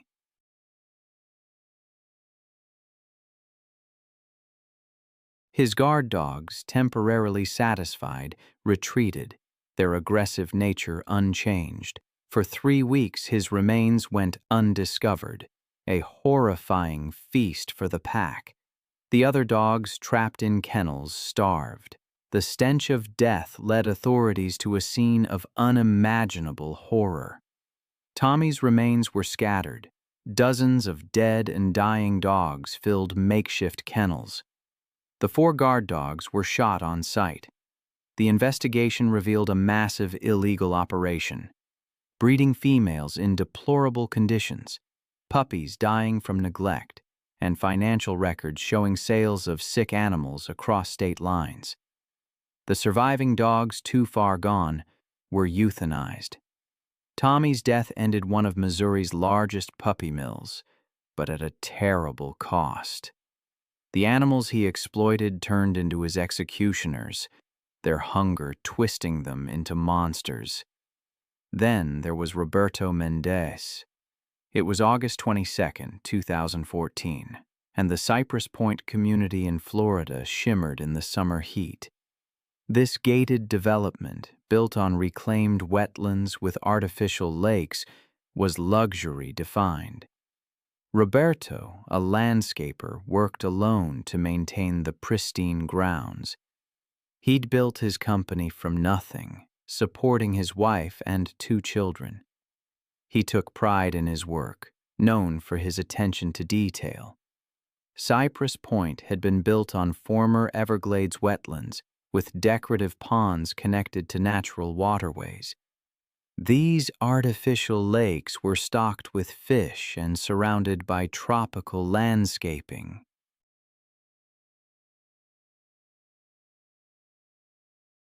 Heavy rains had raised water levels, creating ideal conditions for wildlife movement.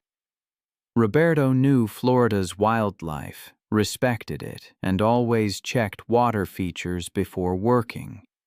That afternoon, he was trimming bushes around a pond when his hedge trimmer slipped into the water. American alligators are perfectly camouflaged ambush predators.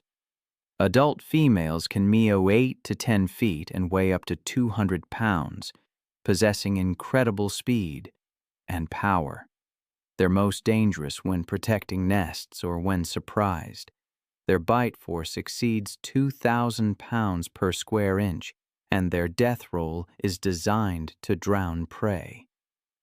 Roberto waded into the pond to retrieve his trimmer, assuming it was safe. It appeared peaceful, well-maintained, with no sign of wildlife. He'd worked around similar features hundreds of times, but the moment his feet touched the muddy bottom, a 10-foot female alligator exploded into action, clamping her jaws on his right leg.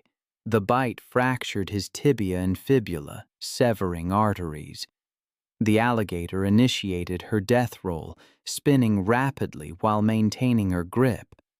The violent rotation pulled Roberto into the deeper water. His screams echoed across the manicured grounds as the alligator continued her relentless death roll. The spinning dislocated his knee and hip, causing massive internal bleeding.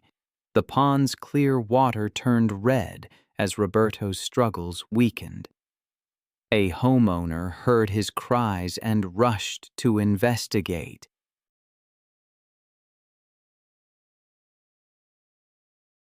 I've spent years studying how the wild can reclaim even the most manicured spaces. I've seen firsthand how quickly nature can turn on us. One case that always comes back to me is that of Roberto, who met his end in an ornamental pond. Just as witnesses saw the final moments, an alligator dragged him into the deepest part. His attempts to reach the surface were futile as the reptile maintained its grip, rolling him relentlessly. Within minutes, Roberto drowned, the massive blood loss and trauma overwhelming his body. Emergency responders arrived within 15 minutes of the homeowner's 911 call, but it was too late. Wildlife officers spent hours capturing the 10-foot female alligator, which had retreated into the pond's vegetation after her attack. The reptile was eventually relocated to a remote part of the Everglades, far from any human settlements. The investigation revealed that the ornamental pond's connection to natural waterways allowed the large alligator to enter the residential area undetected. Roberto's death led to immediate changes to Cypress Point's water feature management. including barriers between decorative ponds and natural drainage systems, as well as new safety protocols for maintenance workers. Then there's the story of Tara Whitfield, who arrived at the Neptune Islands off the coast of South Australia on March 22, 2017. It's one of the world's most famous great white shark diving destinations.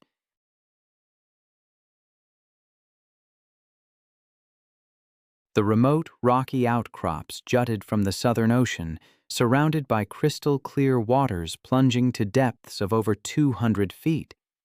These nutrient-rich waters served as a natural highway for migrating great whites, drawing these massive predators to hunt the abundant seal colonies. Tara, a 38-year-old marine biology graduate student from Los Angeles, had booked the most expensive shark cage diving package available. Almost immediately, she began making unreasonable demands. Known for her entitled attitude and belief that money could buy her anything, she berated Captain Steve Morrison and marine biologist Dr. Lisa Chen multiple times during the morning briefing. Her boyfriend, Brad Mitchell, watched uncomfortably as Tara screamed at the crew for what she called their pathetic safety restrictions. Captain Morrison, with 18 years of experience operating in those dangerous waters, had dealt with difficult clients before, but Tara's aggressive behavior and complete lack of empathy alarmed him. She repeatedly demanded that the protective cage be removed entirely, claiming she had paid premium prices and deserved unrestricted access to the sharks. When Dr. Lisa Chen attempted to explain the life-threatening dangers, Tara dismissed her as an incompetent employee who was clearly jealous of successful people. Tara had convinced herself that her graduate student status and expensive booking fee entitled her to special treatment.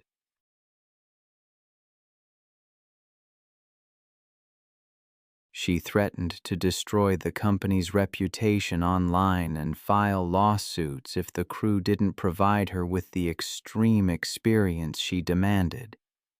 Her complete disregard for safety became evident when she suggested that crew members should enter the water first to test whether the sharks were dangerous. The waters around Neptune Islands hosted some of the largest great white sharks on Earth, apex predators that have ruled these seas for over 400 million years. These magnificent hunters can reach lengths of over 20 feet and weights exceeding 4,000 pounds, with massive triangular heads housing rows of razor-sharp, serrated teeth. Each tooth measures up to 3 inches in length and is designed to slice through flesh and bone with devastating efficiency. Great whites possess the most powerful bite force of any living creature, capable of exerting over 4,000 pounds per square inch of crushing press. The crew had successfully attracted multiple great white sharks using a carefully prepared chum mixture. Among the predators was a massive 18-foot female, estimated to weigh over 4,000 pounds, that had been feeding aggressively on the bait. The enormous shark displayed classic hunting behaviors, circling the boat with calculated precision while investigating the steel diving cage. Before entering the water, Tara secretly loosened the connections on her diving regulator, planning to create a fake equipment malfunction that would justify exiting the protective cage.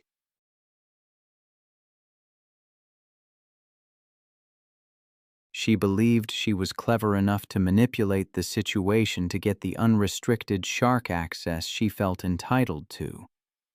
Once submerged in the protective cage, Tara immediately began signaling fake distress to the surface crew, pointing frantically at her sabotaged regulator. Captain Morrison initiated emergency procedures to bring her to the surface. But instead of ascending, Tara swam away from the cage toward the feeding sharks, believing her superior intelligence made her invulnerable. Her erratic swimming movements created the exact type of distressed prey behavior that triggers great white hunting instincts. The massive female great white detected Tara's panicked swimming immediately and abandoned the chum bait to investigate this new potential prey. The enormous predator approached from below at speeds exceeding 25 miles per hour. The shark's assault was swift and devastating. Rising from the depths like a living torpedo, the great white struck Tara from below with tremendous force, its massive jaws opening to reveal rows of gleaming, serrated teeth. The impact drove Tara upward as the shark's jaws clamped down around her torso with bone-crushing press. The razor-sharp teeth sliced through her wetsuit and deep into her chest and abdomen. The crushing bite force of 4,000 pounds per square inch shattered Tara's ribcage instantly, puncturing both lungs and severing major blood vessels throughout her torso.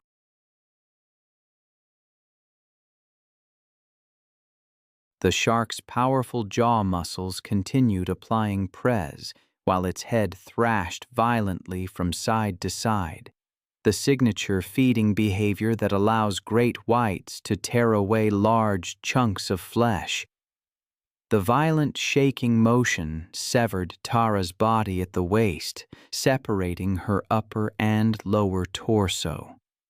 I've seen what these animals can do. The power in their jaws, the speed of their attacks. I remember reading a case once where a woman's entitled belief that money could override natural predator behavior proved fatally wrong. She deliberately sabotaged equipment during a shark cage diving operation, violating safety protocols. The investigation revealed her actions after she was consumed by the shark. Stricter regulations were implemented, and her family filed lawsuits, seemingly displaying the same sense of entitlement that led to her demise. It was March 22, 2015, and the Alabama sun was beating down on Harold Thompson's property. I can almost see it now, kennels scattered across 5 acres of red dirt, barking dogs echoing in the heat. Hank, as he was known, was 71. He moved slowly between the enclos, carrying water with the confidence of 20 years of dog breeding. He and his wife, Martha, had built their operation from nothing, specializing in Rottweilers and German Shepherds. What started as a hobby had grown into a modest business, with 8 breeding females and 3 males producing litters they sold across the Southeast.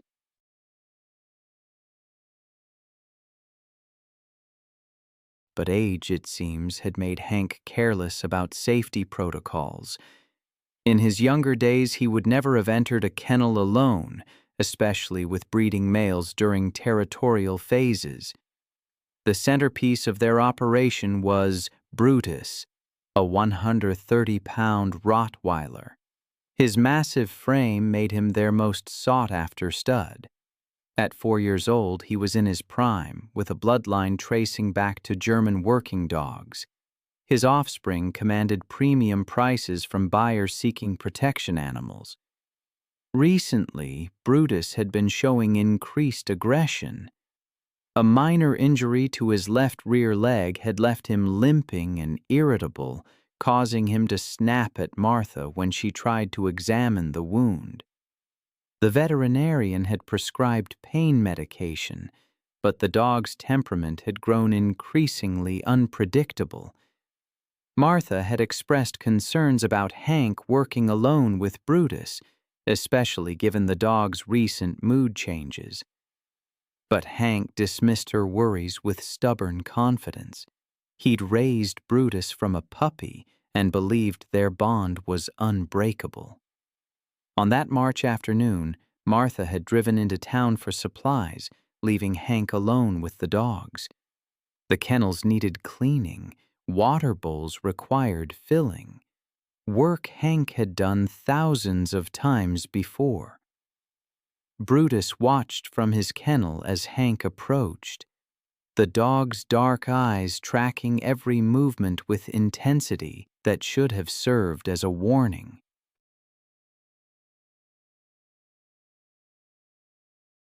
The animal was panting heavily despite the shade, his injured leg causing him to shift uncomfortably.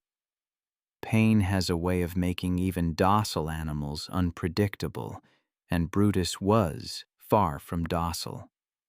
Hank unlocked the kennel gate and stepped inside, bucket in hand, his attention focused on the dirty water bowl in the corner. He'd performed this routine hundreds of times, but today, Brutus was different. The dog's ears were pinned back, his tail held low, his massive body coiled with tension. As Hank bent down to clean the water bowl, his back turned to the dog, Brutus made his decision. There was no growling, no warning, just 130 pounds of muscle launching through the air with devastating force. The impact drove Hank face first into the concrete floor, his bucket clattering away as Brutus's jaws found their target. The dog's teeth sank deep into Hank's throat, crushing his windpipe and severing major blood vessels in a single catastrophic bite.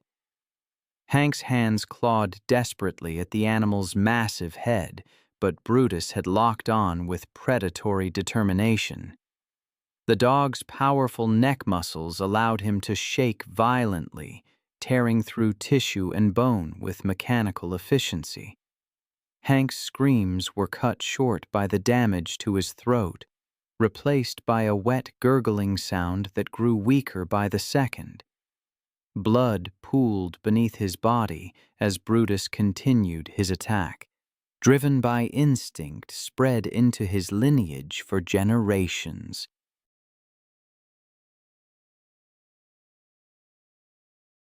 The assault lasted less than 3 minutes, but the damage was irreversible. When Brutus finally released his grip, Hank lay motionless on the kennel floor, his life ebbing away in the Alabama heat. Martha returned home 2 hours later to find the property strangely quiet. She called out for Hank as she walked toward the kennels but received no response. When she rounded the corner and saw Brutus standing guard over her husband's body, the full horror became clear. The dog's reaction to Martha's presence was immediate and threatening. He positioned himself between her and Hank's body, his lips pulled back in a snarl. Martha backed away, slowly dialing 911 from her truck. Sheriff's deputies arrived within 20 minutes, but Brutus refused to allow anyone near Hank's body. After consulting with animal control, the decision was made to shoot Brutus rather than risk additional casualties. The massive Rottweiler died with 3 bullets in his chest. The investigation concluded that Hank's death was a tragic accident caused by his failure to recognize warning signs of an aggressive, injured animal. The breeding operation was shut down, the remaining dogs relocated, and Martha was left to grieve both her husband and the animal that had been part of their family. It was September 3rd, 2013, near the Toklat River in Denali National Park, Alaska. By early afternoon, the wind had dropped and the landscape stood still, open and silent.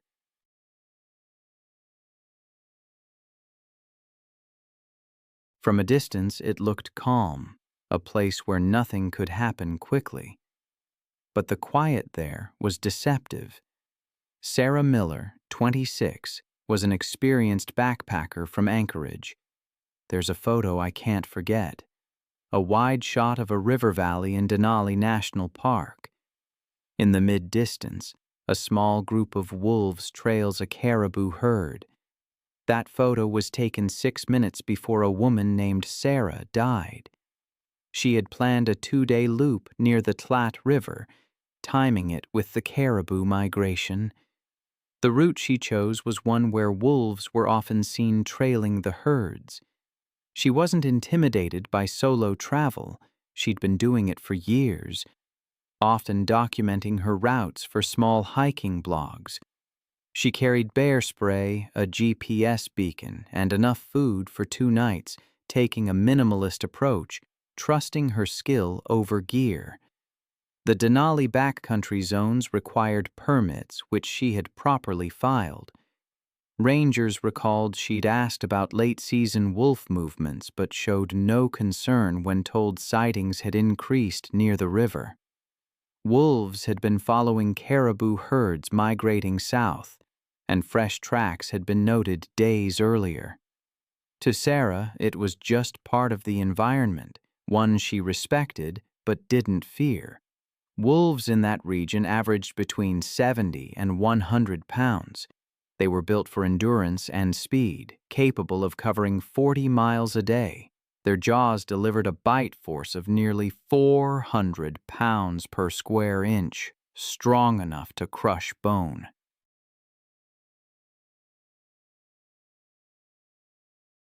They rarely approached people, living on caribou, hares, and ground squirrels.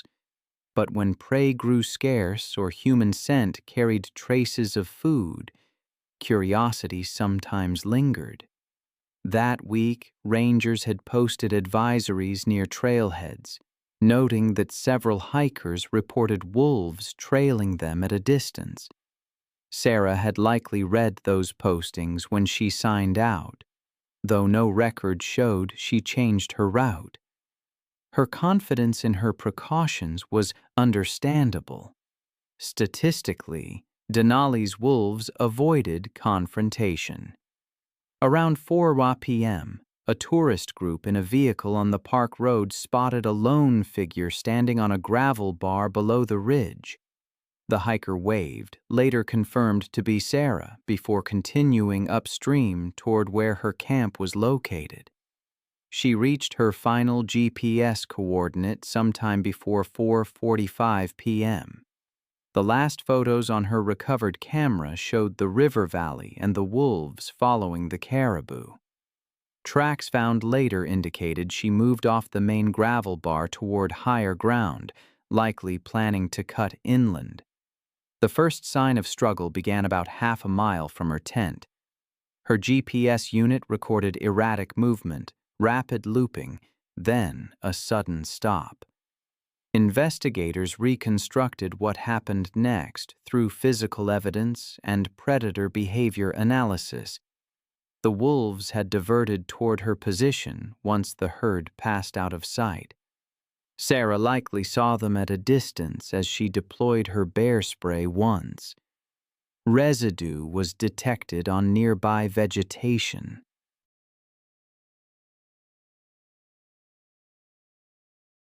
Wind readings that afternoon showed a westward shift causing partial blowback of the spray mist. It worked briefly, driving the wolves about 20 feet back before the cloud dispersed. They began to circle again, emboldened by the fading chemical scent. One flank of the group approached from behind, following her retreat up a shallow embankment. Handprints pressed deep into the soil showed she climbed in haste. Blood marks began at the top of the slope. One wolf had likely lunged first, grabbing her backpack or arm. The straps were torn clean through, consistent with a pulling force rather than a cut. A second wolf joined, aiming lower, its bite breaking the skin along her thigh. She tried to fight back. The spray canister lay spent beside her pack, but the group coordinated, one attacking from the rear, the others darting forward. The ground at the site was churned with soil and hair, suggesting several minutes of movement before she was forced down. Analysis of tissue marks later revealed crushing bites to the neck and shoulder, consistent with a killing grip, the kind wolves used to suffocate large prey. Her jacket was shredded, and the torn sleeve recovered 20 feet away still held fragments of skin and fabric. Search efforts began that night with both ground crews and a helicopter dispatched after rangers noted her vehicle unmoved. The aircraft spotted a disturbed patch of gravel near the Tlat Channel the next morning.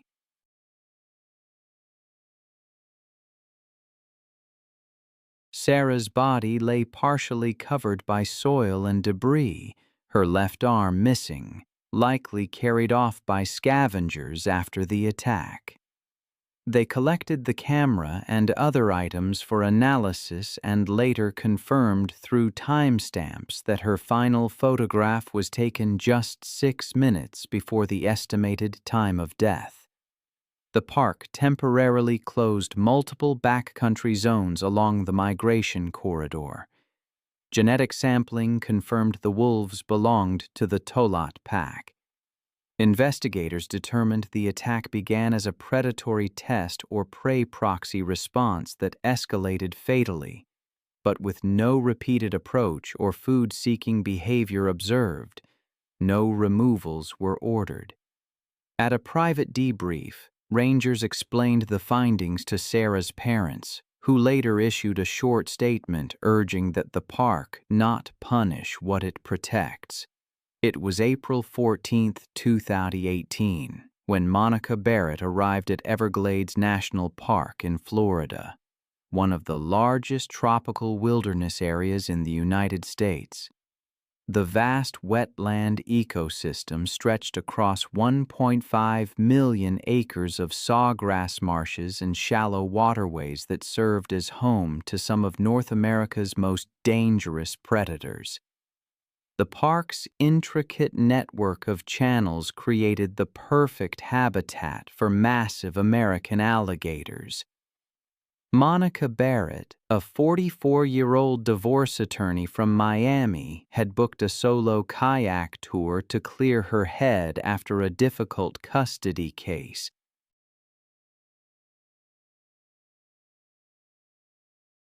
Known for her aggressive courtroom tactics and confrontational personality, she had built her legal career on intimidating opponents and refusing to back down from any challenge. Her reputation for getting her way through sheer force of will had created a dangerous sense of entitlement.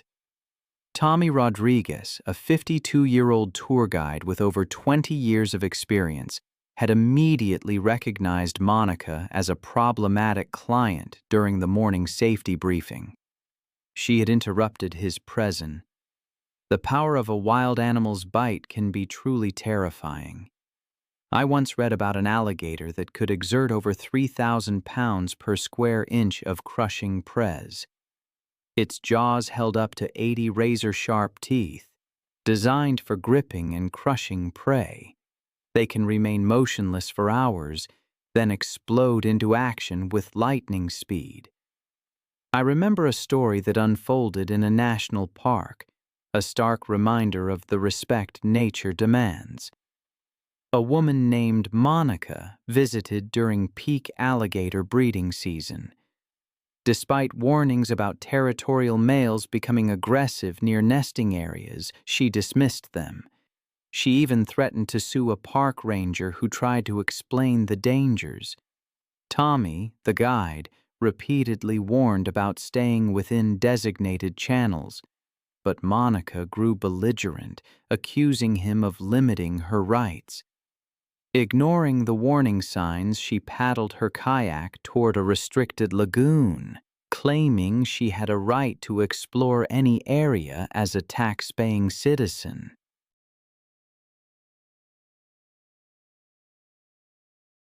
That lagoon was a nesting area for a massive 12-foot bull alligator, The 800-pound reptile, already fiercely defending his territory, detected the vibrations from Monica's paddle strokes. The alligator launched itself from the water, its jaws clamping down on her kayak, capsizing it and throwing her into the murky water. The alligator, seeing her as a threat, clamped its jaws on Monica's torso, its teeth puncturing her life jacket and piercing deep into her chest and abdomen. The crushing bite shattered ribs and punctured lungs. Then came the death roll, a violent spinning motion meant to disorient prey and cause massive internal trauma. The alligator spun Monica through the water, its grip unyielding. The violent rotation tore muscles and caused catastrophic internal injuries. The death roll continued for over a minute, her lungs filled with water. Her ribs were ground against each other. The combination of trauma, drowning, and blood loss proved fatal within minutes. Tommy radioed for help, but it was too late. Then, on May 14, 2017, in Great Smoky Mountains National Park, another drama unfolded. Sarah Johnson, a 29-year-old nurse, was hiking with her fiancé, Tom. They were celebrating their engagement, taking photos as they explored the trails. Sarah loved nature photography, and her medical background gave her a practical understanding of emergencies.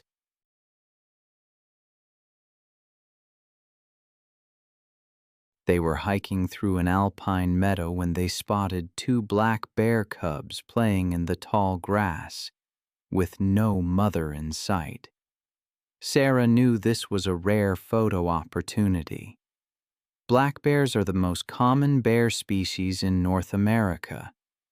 But I've learned that a mother bear with cubs, she's something else entirely, exponentially more aggressive, more territorial than any solitary bear.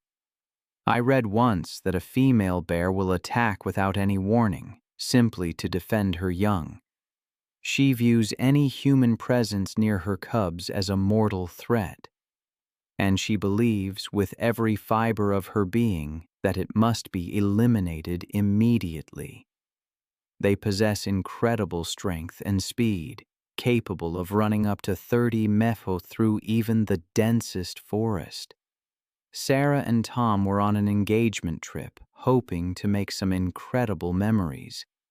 Sarah, eager, began photographing some adorable bear cubs from what she thought was a safe distance. But her excitement at capturing such rare footage led her to gradually move closer, hoping for better shots. Tom, wisely, repeatedly urged her to keep her distance, to leave the area altogether. But Sarah was convinced the mother bear wasn't nearby. The cubs, oblivious, continued their playful behavior, wrestling and tumbling through the meadow grass while Sarah documented their every move. Her photography session continued for almost 10 minutes, and she captured dozens of images. And where Sarah made her fatal mistake.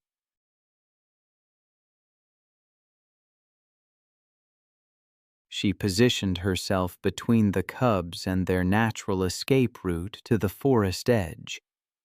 As she moved to get a better angle for her shots, she unknowingly blocked the path the cubs would take to reach safety if they were threatened. This triggered the protective instincts of their mother, who had been watching from the tree line. The mother bear's charge from the forest was swift and, I imagine, terrifying.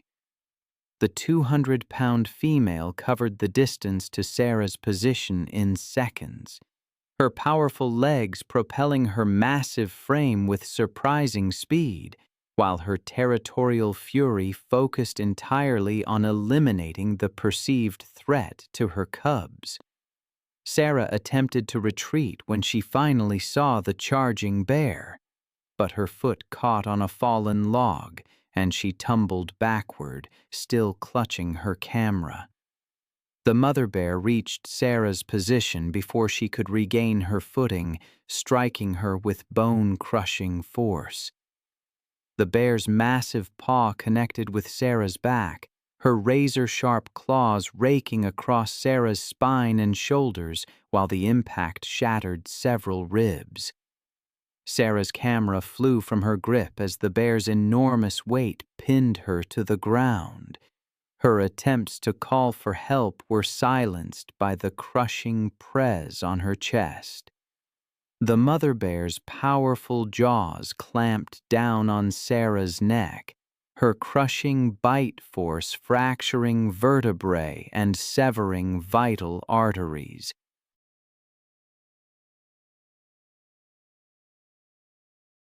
The bear's protective instincts drove her to continue the assault until she was certain the threat to her cubs had been completely eliminated. Within minutes, Sarah's movement ceased as the mother bear's brutal assault proved fatal. The protective mother remained near Sarah's body for several more minutes, ensuring the threat was neutralized before gathering her cubs and disappearing into the dense forest. Park rangers arrived over an hour later in response to Tom's emergency call, but Sarah was already dead from massive trauma. The bear family was tracked but left undisturbed, as wildlife officials determined the mother had been acting within normal protective behavioral patterns when defending her young. Sarah's death devastated the hiking community and prompted enhanced educational programs about wildlife safety and proper distance protocols. Her family established a foundation promoting wilderness safety education, ensuring her passion for conservation would continue through enhanced protection for both wildlife and outdoor enthusiasts.